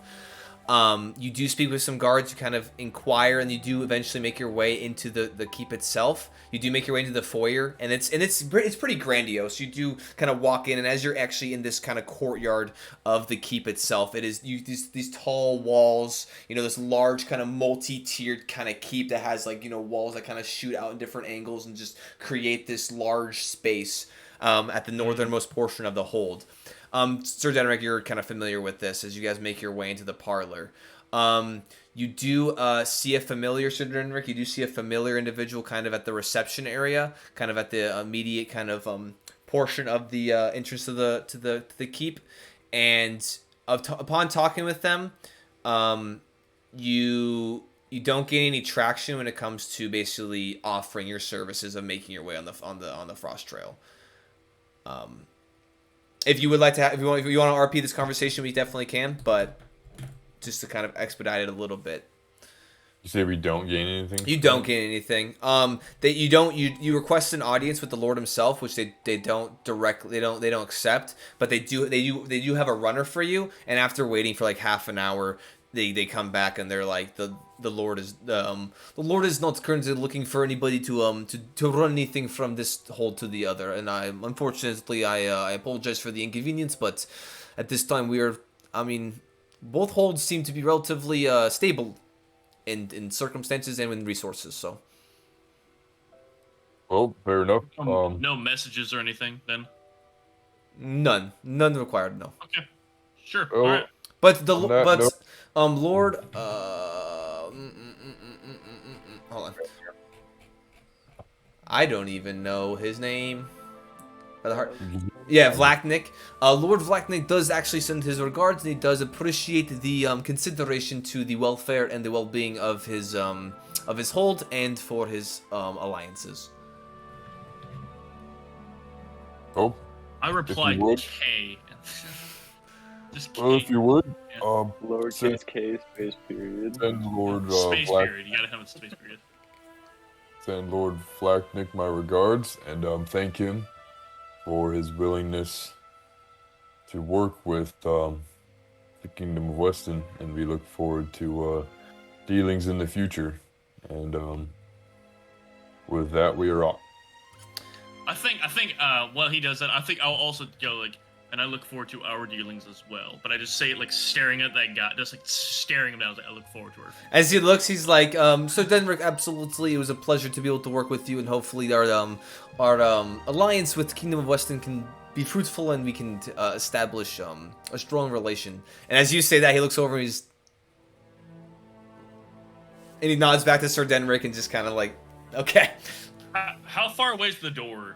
All the way out, past the guards and all that. How far away roughly would that be from where we're at? From where you're at, I would say probably about 1,000 feet, maybe farther. 1,000 feet? Jesus Christ! All right, then I guess we're just walking.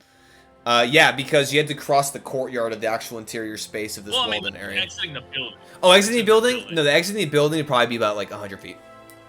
Awesome. I grab Sir Denrick and I dimension door 300 feet into that courtyard. Just Okay. I'm just making a dramatic exit as I just stare this guy down and So as you fall back out. as you go back, Yeah. yeah, you kind of Yeah, materialize. just, like literally, it was just that to just like Is he a willing like, creature? express my inconvenience to this man and leave. As you do I'm- We're so, in a spell slot doing that. there immediately you do see some of the guards that were on the exterior of the front door, do kind of now hastily start making their way to where you exit into the courtyard itself. I'm just gonna make a I'm brisk, kind like of, just continue walking the other way. I was like, ever done that before, Sir Denrick? I'm trying to take it back. Like, what in the world are you doing, Bearden? That's called a was- Shaldar Kai. That's called a Shaldar Kai goodbye. That's what we do. A what? It's a goodbye. Instead of saying goodbye, you At just this point, you Hey. halt, hey, and then as four guards, two flanking you from the back, two running around to the front. At this point, they kind of have their hands on their swords as they look over to the both of you, Turn like, towards him. as they oh, Sir Denrick, is this individual with you? Oh yes. Please excuse my friend here. He is not from these lands. He can be a bit hasty. Yes. No. If you need to, as he kind of now turns to you, sir, if you this will be your only warning. We heavily frown upon the use of magic within the Lord's keep and the Lord's premises. So obviously, since you are accompanied by Sir Denrick, we will go ahead and let this slide once. But if it transpires again, we will have to take further action. And they just like kind of walk away. I think when they leave, I'll like turn to Sir Denrick and like, how would they? Like, right? I just teleported, essentially. How? They're your friends of yours, right? I won't. I mean, I don't need a. Also, I don't also make sure you're marking your spell slots down. But yeah, just use the one today, essentially. So yeah. Okay. it would be best to keep that sort of thing to yourself. Not many. Is magic weird here? Like I thought it was well- kind of normal enough. Not many of the common folk or people that don't get around much have a lot of experience with magic, and it can be quite frightening to them. And it could also mean that certain individuals are up to no good. So I would recommend not doing that. Yeah, well, it's a weird place you guys have here, but I guess we're leaving anyway. So, all right, yeah, I guess we can't do a classic goodbye, but okay, yeah. I'm sorry if I made things weird for you, but Oh no, it's quite all right. I mean, yeah. if you're not I guess used it's to good I did. the I wanted to do that earlier. I was gonna try to do it. I thought it was gonna be a cool trick trying to do it with Kevkin here, but I guess it's gonna do it then too. So, I don't know. Let's just make our way to Oh. Axoffs. Yeah. something like that could come in handy on our quest. So it is an interesting ability you have. I have not seen the likes of it before. How does it work? Can I describe, or however you would like to describe it, but How you would like to describe how a spell works? Legendor. I would mentioned no, like like- the look of it, yeah. I would say But it works for you. I mean, I would say that the way it worked is like you're visually okay. I mean, I think he's trying to explain how to cast it is what you want to, or how does No, it? it's just you describe what it looks like to him, because I don't think it sees me necessarily going. You know, like I guess more because like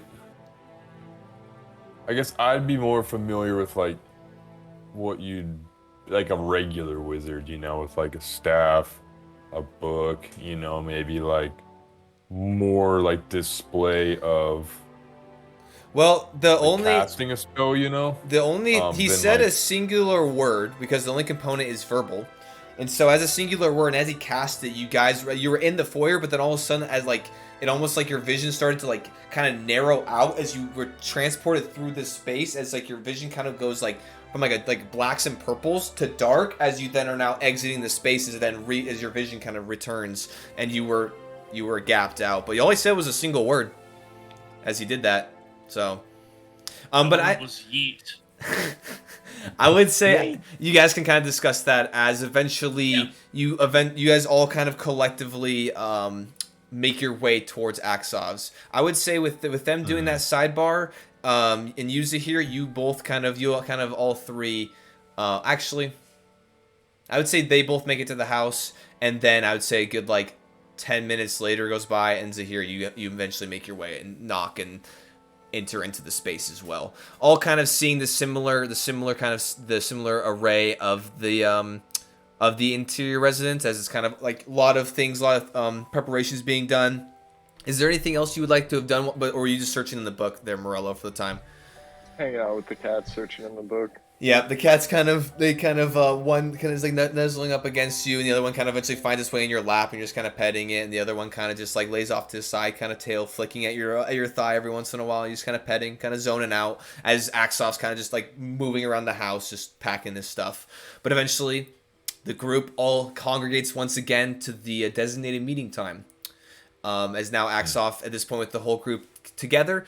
Oh yes, it's good to see all of you guys here again, because we'll not lie. When I saw Morello here earlier this morning, I was a little bit off put, and I was hoping that the unfortunate circumstances of any of you flaking would not occur. But obviously, you are all here, and so it looks like we all have ourselves a party still. So I know that we were talking about this being kind of the a check-in point, so I'm just curious as to how everything is going for you guys in regards to preparations.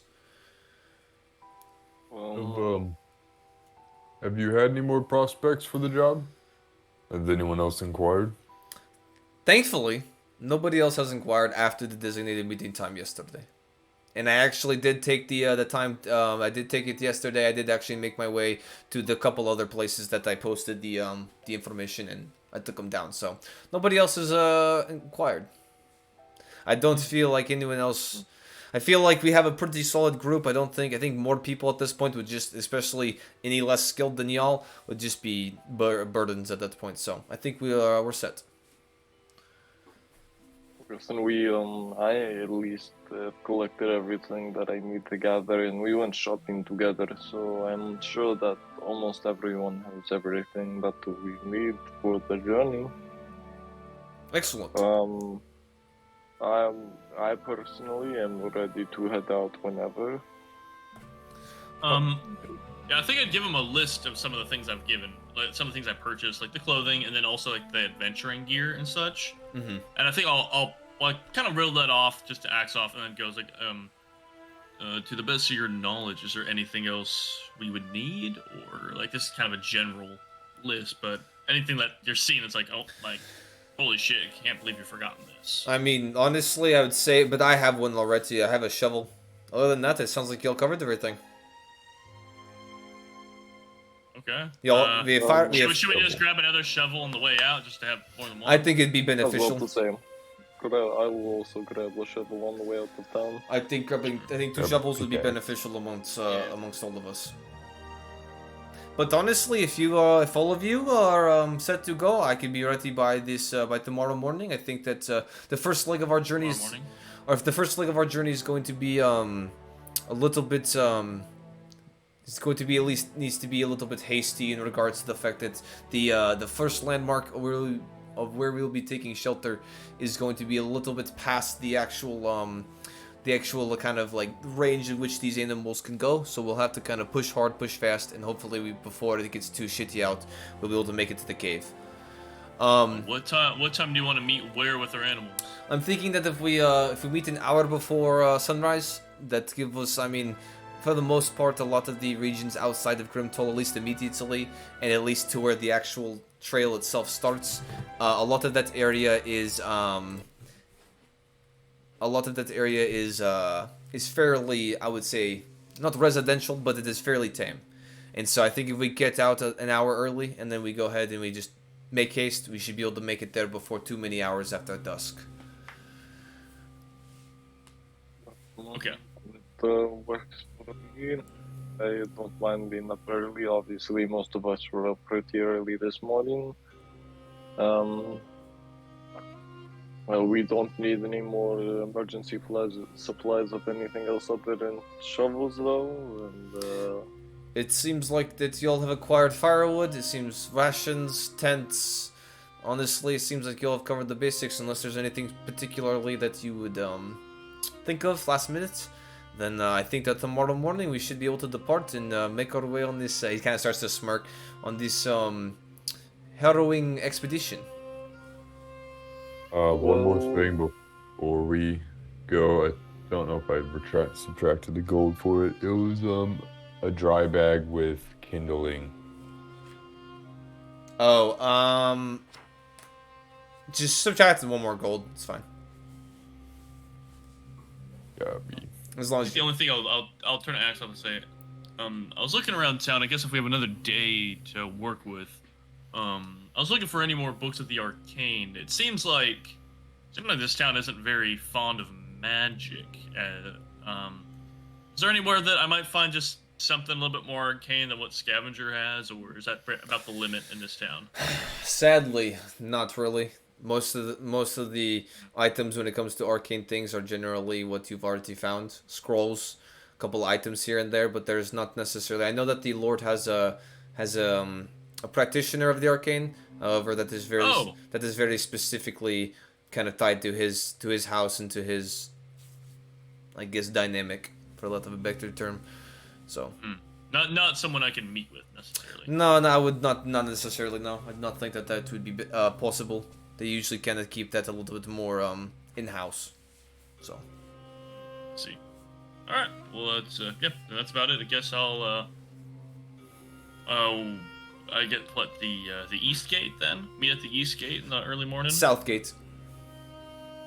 The gate. Okay, the south gate. There's only next to this one next to the stables. Yeah. the south gate is actually the only gate into the city. Seems bad This for a is fight, pretty good. but that's what they don't need to work with OSHA, so that works out. Yeah. Then yeah. Oh, there sounds good. Is that a OSHA violation I see in this man's The mansion? city did just commit an OSHA violation. Yeah. Oh shit. Oh shit violation. Yeah. I will fully intend to just because again the stables are right nearby. Yeah. Mm-hmm. Then I'll just either go wherever closest to the stables will be, and that's where I'll intend to cast my spell for the night. When the time comes to just crash. Sounds good. Well, if you I'm do not, just gonna keep it. if you do not have anything else for me, then I think that this will conclude our meeting, and I will see you all bright and early for the first day of our trek. I think I nod and I'll make my leave. I guess I'll probably go to the bookstore and just read a little bit, see if there's anything of interest. But that's how I'll spend my day unless there's nothing else. Maybe go buy a shovel. But... Yeah, I mean, at this point, this will be kind of it'll be kind of just a gap day. Y'all can do whatever you want when it comes to anything, or we can just kind of speed through it if there's any last minute things that y'all want to do before we depart. Actually, as I think about doing this, I think I'll turn to everyone's well, Sir Denrick and I just spent a silver for an hour kind of training on our oxen. If you guys would like to, I guess now that I think about it, I'll do another hour there just to get a little bit more familiar. Yeah, I was probably gonna I'd go like hang out to with go with Stuart there today. Yeah, I'll go spend a little bit of time with you. I'm sure I'm not the most, I guess, unterrifying thing to look at for an ox, but I'm not sure. Well, I figured if all of us are a little bit better horsemen, it makes everyone's job easier. So yeah, might as well spend another little bit of time. We got the day. It won't hurt. We don't want too many problems out there. We don't want more problems than we already have. Right. I'll go over and snag a shovel on the way over, and then also get ready. I'll do that as well. All right, shovel will be 2 gold each. 2 gold, okay. And then I'll pay for 2 silver for 2 hours for the training. Okay, sounds good. Wait, we bought them. I guess Why I'll do do we that. have to pay to- I have 2 silver left. I'll do the same. Well, so if you 2 silver to kind of rent out the space. So if he's paying for 2 hours, then Can y'all I are just good. go ride them out Okay. and about? If you want to just ride them out and about, I mean, they don't. But the space is purchased for us all now. Yeah, 2 Yeah, silver I- for the oh, whole well, space for okay. y'all. Yeah, that sounds good. Are you out of money completely? Yeah. Oh, damn, dude. How much money did you start with? I don't remember. It's like He said I spent it all. Well, also, you spent a decent bit too. Yeah. So. Okay. Yeah, then I guess I'll spend that time with Kevkin. Okay, so But I will insist. I will do my best to make fucking Boulder work with this. Like, I'm far more focused on getting these guys to bond so we can help me. okay. Can I cast guidance on myself? You can cast guidance on yourself. All right, everyone, go ahead and make animal handling checks. I would also like to cast guidance on myself. All right. Dude, Mine is made with advantage because what my check do I rune get with is my based on familiar me. or? Because you're what, Merlo? Merlo, what'd you say? Because of my frost rune being a thing that just exists on me at all times, I have advantage on both animal handling and intimidation from it. So I will be rolling this with advantage. All right, sounds good. What were you saying, Bearden? Am I rolling with advantage because of my familiar? No. What the fuck? It's what they do. Hold on. Let me look at this spell real quick. Yeah. Go ahead. It's a Yeah. bird, dude. A bird I flies. have to He roll doesn't know for it about initially. walking. 25 for Morello. Hey man, fuck you. God damn. Some of us are living in 11. You know, some of us are living with 11 right now. 19 and a 2 for my extra guidance. No I know way, I got 2 combat-wise, from my you guidance. you could get like the 8 action from them. I guess I don't really know for animal handling. But my intention Well, is to wouldn't have that the be the bird help on action? the fucking ox's head. Let's go. So the only Let's thing, go. Different than aid. just glancing through this, the only thing that I see it says is that as an action, you can basically look through the eyes of the creature. There is like it can give you like in combat it can get like on its initiative it can give you the help action and things like that. Okay, so when the help action basically for combat purposes, it's assuming that you're spending your action to kind of distracting a creature, and so that would make sense in combat because you're like basically having the owl like fuck with somebody as you would then make your attack. So that makes sense. But I would say directly an owl is trying to assist you with handling an animal at this point. I would say to some degree, depending on the capacity of which it's doing, would be actually a hindrance considering you're still trying to bond with this. But I'm not going to obviously hinder you. But I would say it can be around while you do this. Yeah. Okay, well it's around while I do this and I still get a 10. A 10? I think it's a good decision. Nerf his ass. Yeah, nerf his ass. I got a 23. Okay. I got a 22. Okay. We all laugh. What'd you get, Merlo? 24. Okay. Right? You're wondering why it's so hard for you. Okay. 23. Sorry. 23. So I would say 3 of you individuals spend a good portion of your time, honestly, kind of bonding with your animal, with kind of testing out some of the commands, kind of getting it to, move the way you want it to move and adjust to, kind of to how you are kind of commanding and being that presence. What's up? Would like to explore. I would like to reach into my bag of tricks, pull out a fuzzy thing. I would like to throw it. You're gonna spook him with a saber-tooth tiger. In the pen? Yeah. It's just somewhere in the pen, decently far away. Okay. Go ahead and roll a d8 for me. Bearden's gonna get thrown from his mount and That trampled is to death. a 6. It was the gray bag of tricks, I'm pretty sure, right? Yeah, it's gray. All right, so as you pull out a fuzzy little object and you chuck it and you got a 6, materializing from the object a giant badger forms as it kind of Another giant badger. another giant badger at this point as it kind of immediately I would- turns to you and kind of just looks for any guidance that you might have for it. I'm gonna have him stay there, and I would like to instruct my ox to gore it. Okay. All right. So I would say if you want to go ahead and look at the here, I guess I can pull it up too. So you're gonna do a trampling, or you gonna do a charge? Yeah, I'd like to use it. I'd like to charge it and then use a gore on it. Okay, so I would say with your animal handling, attack. I would say that you can successfully initiate this. So yeah, you go ahead and you have it sit there, this poor helpless creature, as you speak the command word as you charge at it, and go ahead and make your attack. +6. +6. Oh, that is a 12.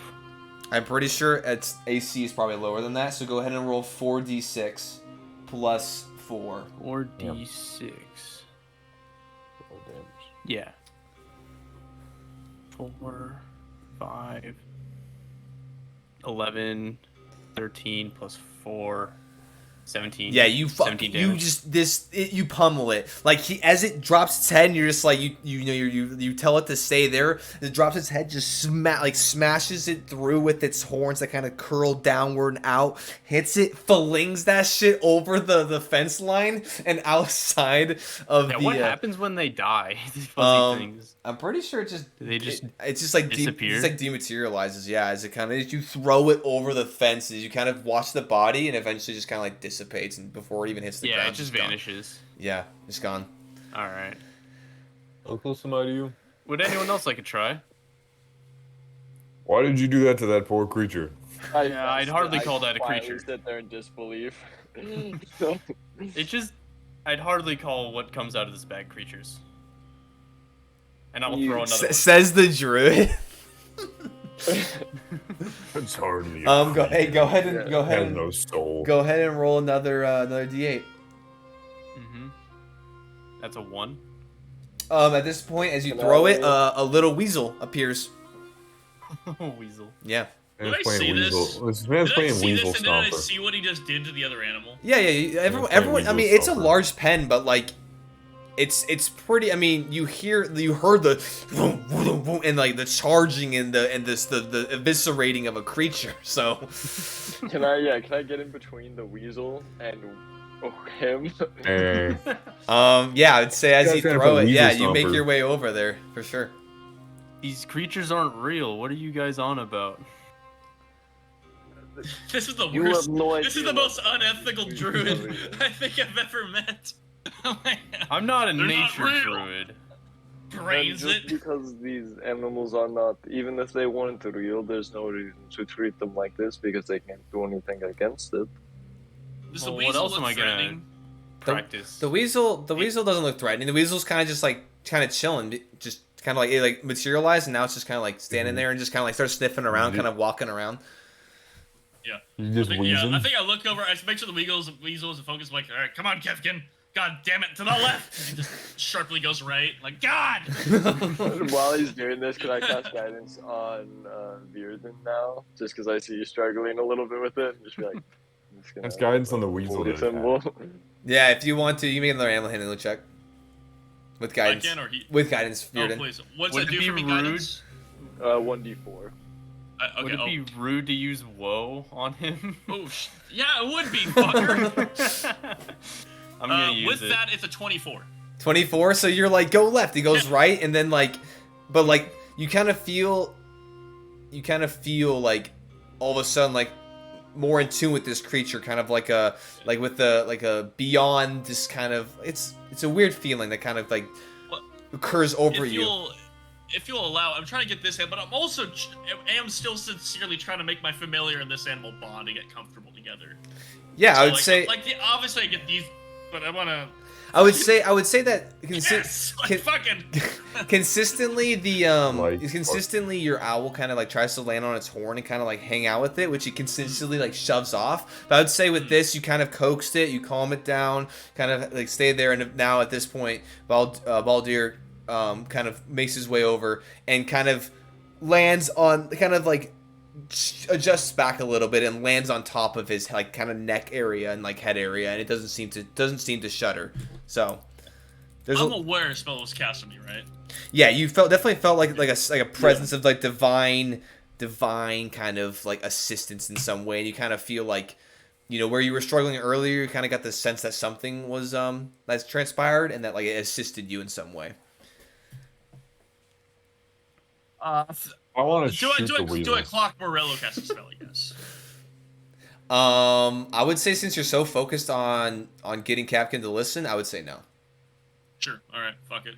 I'm mad still. Someone cast a spell on me. You say you want to shoot Especially the not weasel? knowing who did. You want to shoot the weasel? I was ready to shoot the weasel originally, but So I guess he said it's not real. So I'm like, huh.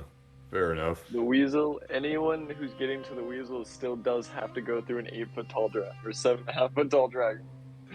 Where am I? the weasel Where am still. I in? I'll throw Captain another one Boyer in real the opposite quick. direction from is Captain a Morello. boy or a girl, real quick?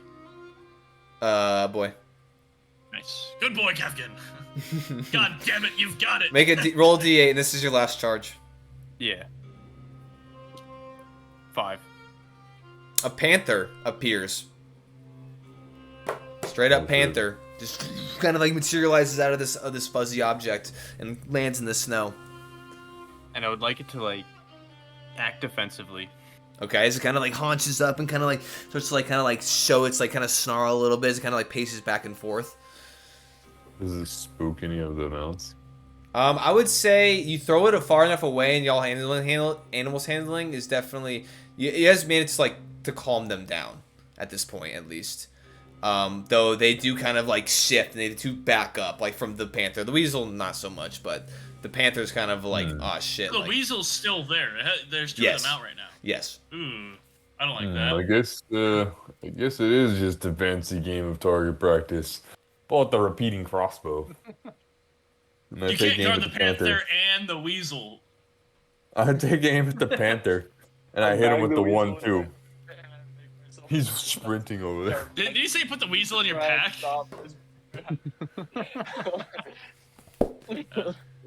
Anyway, yeah, I want to shoot that. I want to shoot the panther. Okay. Yeah, I want to give him the old 1-2. The old 1-2. Test this out. Okay. I'm gonna be a dick. I'm gonna be a dick. Okay. Go ahead and make your attacks. First attack. 13. Just hits. Yep. Second attack, and I attempt to load as quick as I can. I press the button, and I fire again. Yep. So as one bolt launches out, you quickly push the button as the string quickly resets. You slam another bolt and shoot again. Nat 1, bro. And Did I hit Beard in the ass? Hey, dude. No, I would say with a nat 1. I would say with a nat 1, the bolt as you go to quickly shoot it, the contraption clicks and it doesn't shoot. The panther once already. But then, yeah, you did hit the panther once. Go ahead and roll damage. 1d8. Yeah, plus your dex mod.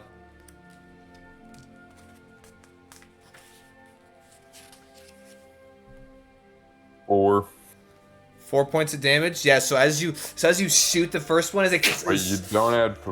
Do you have? No, you don't have You don't have proficiency. proficiency. No. Okay.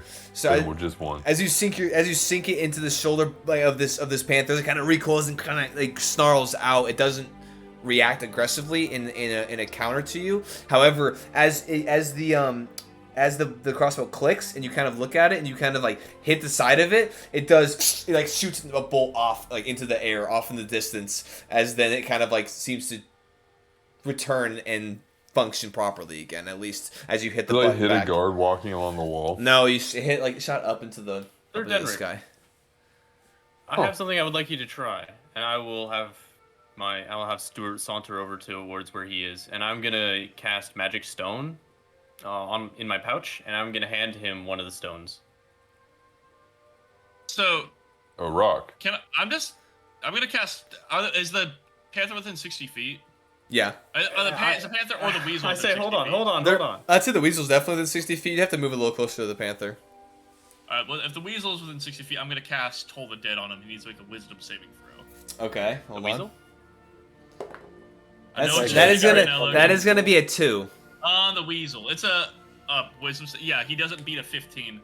Let me go real quick to Toll the Dead. So he's gonna take 2d8 necrotic damage. I want to see if I can snipe the weasel real quick. I guess we're just shooting shit out here. I guess this range is pretty A little fun. bit of combat practice. All right. Yeah. So that's 10 necrotic damage. I don't know how strong weasels are. But not very strong. You said 10 necrotic damage? I think it has 1 health. Yeah, as the bell kind of it just dies immediately. As like necrotic energy surrounds it, just immediately murders it. I'm just like, Then- still got it. I'll- Still got it. I'm I'll turn to Sir Denric. Morello, you picked it up, right? I looked at you. Again. Yeah, it just like dies in your hand, like, and you do see kind of off in the distance. You did see Virden kind of cast a spell. You're like, what the fuck? Pulls out diamond. Consider it for a second. Sir Denric, throw We're We're that just stone murdering at... Pokemon right now. We're Throw just that like, stone you at... they're hand it not to me? real. Yeah, Hand I hand you 3 stones. A stone? 3 Stones? stones. Throw one Why of are them you at the handing- panther. You want me to throw a rock at it? Yes. Do they like glow? I don't... They just I don't regular think, stones. I don't think... Well, I think they look like regular stones. But For which one? I imbued them with magic. Magic stone. It doesn't... I don't think it says anything about the aesthetics of them. I would say if you wanted to kind of like glow a hue or something, you can. Yeah, it's like slightly more reflective. You- I kind of reflective and shiny. smile, and I'm like, you think I'm so poor with a crossbow that I should throw rocks? I think you'll be better with this. kind of fucked up, dude. You all seem to have very strange powers, so you may be right. And I kind of heft a rock, kind of toss it up, catch it. I Uncle Rico that Bro, shit at the you panther. unleash this and like. Hold on. Oh, go ahead. I'll describe what happens, but yeah, make your attack. And with this, you have a +8. Holy What? shit! Wait, Jesus what? Christ. Jesus Christ. Hey, man, can I get some rocks? Like, Oh, Wait a dude, second. damn. Okay, yeah, I'm reading that now. Holy shit. I will say, I think, Morello, did you seem sad when I killed the weasel? Does floor count, or do you reroll? Yeah. Reroll. I think I'll 5? probably, I will see that and +8. find a way to apologize to 13? you. Like, I gotta feel Yeah, that hits. bad. So, man. roll Has this been stoning a 1d6. panther to death? Roll 1d6 +5 for damage. Oh, shit. What? 2, 7. Yeah. My fucking. So you release it, and it doesn't like go where you think it's gonna go. It like arcs off and then plunges into the side of it, like a streak of white, like a shooting star, But Oh, and streaks around and strikes right directly into the side of the panther. into the side of its skull immediately, just as it like breaks his as it like head like breaks back, and it just that Vanishes. it like lays down and then just. say by the gods! I don't even need this crossbow. Can I look around to see how many motherfuckers like in the town? Yeah, watch- no, the Training ground's away, the stable hand who leads you back there and kind of monitors you guys is just like He's just fucking around. just sitting there and like not intervening considering who is here, but he's just like I turn and look at the Is he- stable hand. Yeah, is he And close I to look any of down us? at my 2 rocks. he's out he's over to this. Holy shit. I have one more Yeah. attack. I'm gonna get pretty close to him and start like having my incapacitation breath ready and be large sized while he's just like looking at the rocks and back up at the stable hand. I will knock him the out if I see him cock his arm back. I laugh. Sir Denric's like, I don't want to do anything shady with Axoff. It's like, stable hand That's sounds fine. much. Maybe. Besides kill a child. I You say wouldn't these, kill a child. these. What would you do if there's a child right in front of you? I say Alright. these are quite the missiles you have, Zahir. You mind if I keep them? Go ahead. I just got 2 fucking rocks now. Yeah. A minute later, like anytime you look at them after a minute, they're just regular rocks. Oh, I want to look. Is there something else I can throw at besides the child? Can I sell No, anything? no. I mean, I would say at this point, I would say at this I like point, that. hey, Don't Is throw there- shit at me. I would say to expedite like- this, I do want to end this session as you all are departing the hold, and so I mean, if you guys want to Throw it in sit here, one bucket. you guys want to sit here for another, then that's all good. But unless this is like super crucial to y'all's, life, true. then let's shift it along a little bit if that's cool with I was y'all. like, no, I'm That's good fair. to go, man. I was good before the murdering. I guess. We know you were. That's what was important to us. I guess I hand the rocks back to you, here. All right, I'll just take them and put them back in the pouch. You also can take the bloody rock that you got from the panther. Was there There's any no more blood. rocks They're around? not real. It, Well, says no, the rock it is says just it the- says it creates a creature. Like with Find Familiar, it does say it's like kind of incorporeal, and it does say it's fey. It says a creature. Now it does disappear, but like as far as I'm concerned, that bitch is real until it's dead. Is there like a Pokemon hospital nearby for when it fainted with a rock through its fucking larynx? Wait, so it disappears, right? Or was it just a dead Yeah, corpse? in the it training disappears. I would say as you go pick it up, there is like some blood, but then eventually it fades off. As I said, bad, yes, dude. covered. I have plenty of rocks in my pouch. I feel don't need to better pick- about how I pick killed that the one up. weasel than how that fucking panther just died. Like the weasel at ground? least Weasel just like Stomper. turned like, you know, ding, died. Like yours just went. Alright, yeah, But I'm ready to go. Anyways, but with that, I feel is better there about killing a panther. is than there a anything weasel. else that y'all would like to do in Grim Tollhold before tomorrow morning and starting off your trek with Axov? I got a I'm shovel. I'm good. All right. I'm pretty much good. Cool. So as you guys kind of spend your time with your animals, kind of getting familiar, scarring stable hands with some crazy violent acts against creatures. You guys kind of just spend the rest of the day doing your various things. Eventually, spend your last night at the hearth fire. I know Virden. I know you're gonna post up at the stables with your tiny hut. What do you want to do, you sicko? I was gonna fuck up the stable hand so badly mentally. Can I? What the fuck, man? I don't know. Just as we're leaving and he saw a bunch of horrible shit happen, I was gonna use Prestidigitation, and one of the things you can create a non-magical trinket that can fit in your hand that lasts until the end of your next turn, not the hour. Never mind. If it didn't last an hour, then I wasn't gonna do it. So never mind. Okay. I was gonna give him a doll that said just like the next rock comes when this goes away, and it would go away in an hour. If it goes away in 6 seconds, I'm not gonna do that to the man. What I was the? about to say, like, if I could see any of this shenanigans happening, I'll like be in the back, like huge, large size, still just Counter ready to spelling just like cantrip. smack the back of someone's head. Oh, bro, I was joking. No, but no, I was literally just doing for that. not kill a child. I was just gonna do it to fuck with the guy, but no, I'm satisfied with how uncomfortable he is. All My bad. Yeah. No, you're good. So I will say with this, as you guys kind of spend your last night at the Hearthfire Inn, What do they got for breakfast? they got some nice bacon, some eggs, some fruits, some of the assortment. You guys do all kind of sit down for one hearty meal before you guys eventually make your way over. Well, I guess not you, Virden, because you're out there at the stable already. But the other handful of you. If they're going to the hearth, I'll go get another meal, like one last meal. Okay, makes sense. Yeah. So you guys all kind of meet up. You guys kind of just chit-chat a little bit, all kind of confident with the supplies that you guys gather together. You then all, and it's still pretty pretty dark out as you guys kind of got up a little bit earlier than the sunrise. Which is still only like 7:38. So you guys are up a little bit early from before the sun. It is a cold day. Thankfully, as you guys are navigating your way through the streets and heading south to the stables, there's no wind. At least maybe a gust here and there, but for the most part, no wind. But the snow is falling in a moderate kind of not super heavy, but kind of relatively thick kind of cadence as it falls. And as you guys are making your way, you do see a couple individuals, 1-2 individuals kind of out. But not very many. Most of the people you see after the sun comes up, so it's pretty dead out right now. But you do make your way into the what's up?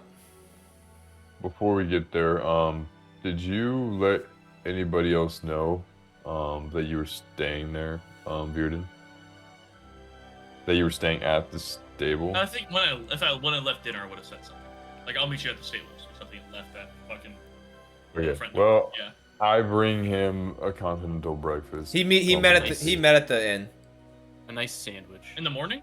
Yeah, In you the said morning? you met at the inn in the morning for breakfast, right? Oh, I thought I meant for dinner is what. Like in For the morning, dinner. I'm already at the stables. Okay, cool. so Okay, yeah, sounds good. Yeah, So yeah, you were yeah. there for dinner. My And bad, yeah. No, you're good. Okay, so yeah, you guys you three meet Virden at the stables, and you actually, as you and Axoff have already met up, kind of getting your shit together, and then the other three meet up, and now you guys all kind of collectively are now mounting up onto your individual oxes. you do see that Axov, he does have a similar mount. Fairly stocky, but What kind of weapons does he carry? Like, what does he have to defend himself? go ahead and make a perception check. Sure. I He's think got a is 12 it? Hold on, gauge. is it? Go ahead and roll this real quick. Let's see. I already rolled it. I have that was a 16. Go ahead and roll with disadvantage because of the snow condition. Is he not right next to me? Yeah, he's kind of off, kind of getting himself settled and kind of. I thought I was spending like the morning with him. No. I thought okay. Then if I was standing 30 feet away from staring at him, then it is now a 7. Okay. Plus everything. Yeah, plus everything. So I would say, well, so when you spent, you guys kind of like briefly saw each other in the morning, but then you guys were big for the most part getting yourself prepared, like kind of in your own stable area, kind of just getting everything saddled up and getting everything ready to go. But you look over and you do see that he does carry a short sword, and you do see that he has a crossbow slung over his back, and then kind of off to like the left hand side of his like attached to his belt, you can see that he does have like a crossbow quiver as well. Okay. But he is adorned. He kind of is dressed similarly. He has like furs and he has a cloak on as well. And you can see that he is definitely dressed similarly to y'all. As at this point he is now out in the elements as well. As you guys all kind of collectively meet up, get everything gathered together, and you guys kind of all slowly kind of trekking your way down the south gate. Is there anything else y'all would like to do? No. At least not right now. Okay. I think we're ready to go. All right, sounds good. I'm all good. Alright, So good. as you guys go ahead and make your way, kind of slowly, you eventually there are guards kind of at the actual gate, the southern gate itself, and as they see you approach, they kind of some of the ones on like the actual ground area kind of cast curious glances at you, as the gate's gonna and they kind of open slowly towards the expanse outward as the snow kind of falls heavily in front of you. And as you guys kind of step out of the thresholds of the gate, you realize that it's probably going to be a couple weeks, week or so before you guys will be within the confines of any security, and probably before you have another nice kind of, roof over your head and a warm meal, as you all slowly make your way south towards where the roads diverge, embarking onto the Frost Trail. And that is where we'll end tonight. So, there we go. Okay. The end with me realizing I forgot the wine. Yeah, that is true. I got it right here. Got it from Morello. You did realize that at the okay. last minute. But yeah, that is where we'll go ahead and end tonight. Appreciate y'all. This is a little bit longer of a session, but wanted to make sure that we kind of got through the things we wanted to get through before we embarked onto the actual Frost Trail portion of this venture. So but yeah, we appreciate y'all hanging with us for the evening, and hopefully that y'all have a good rest of your evening, and we will see you next Thursday to continue this crazy voyage into the Arctic. So until then, we'll catch you.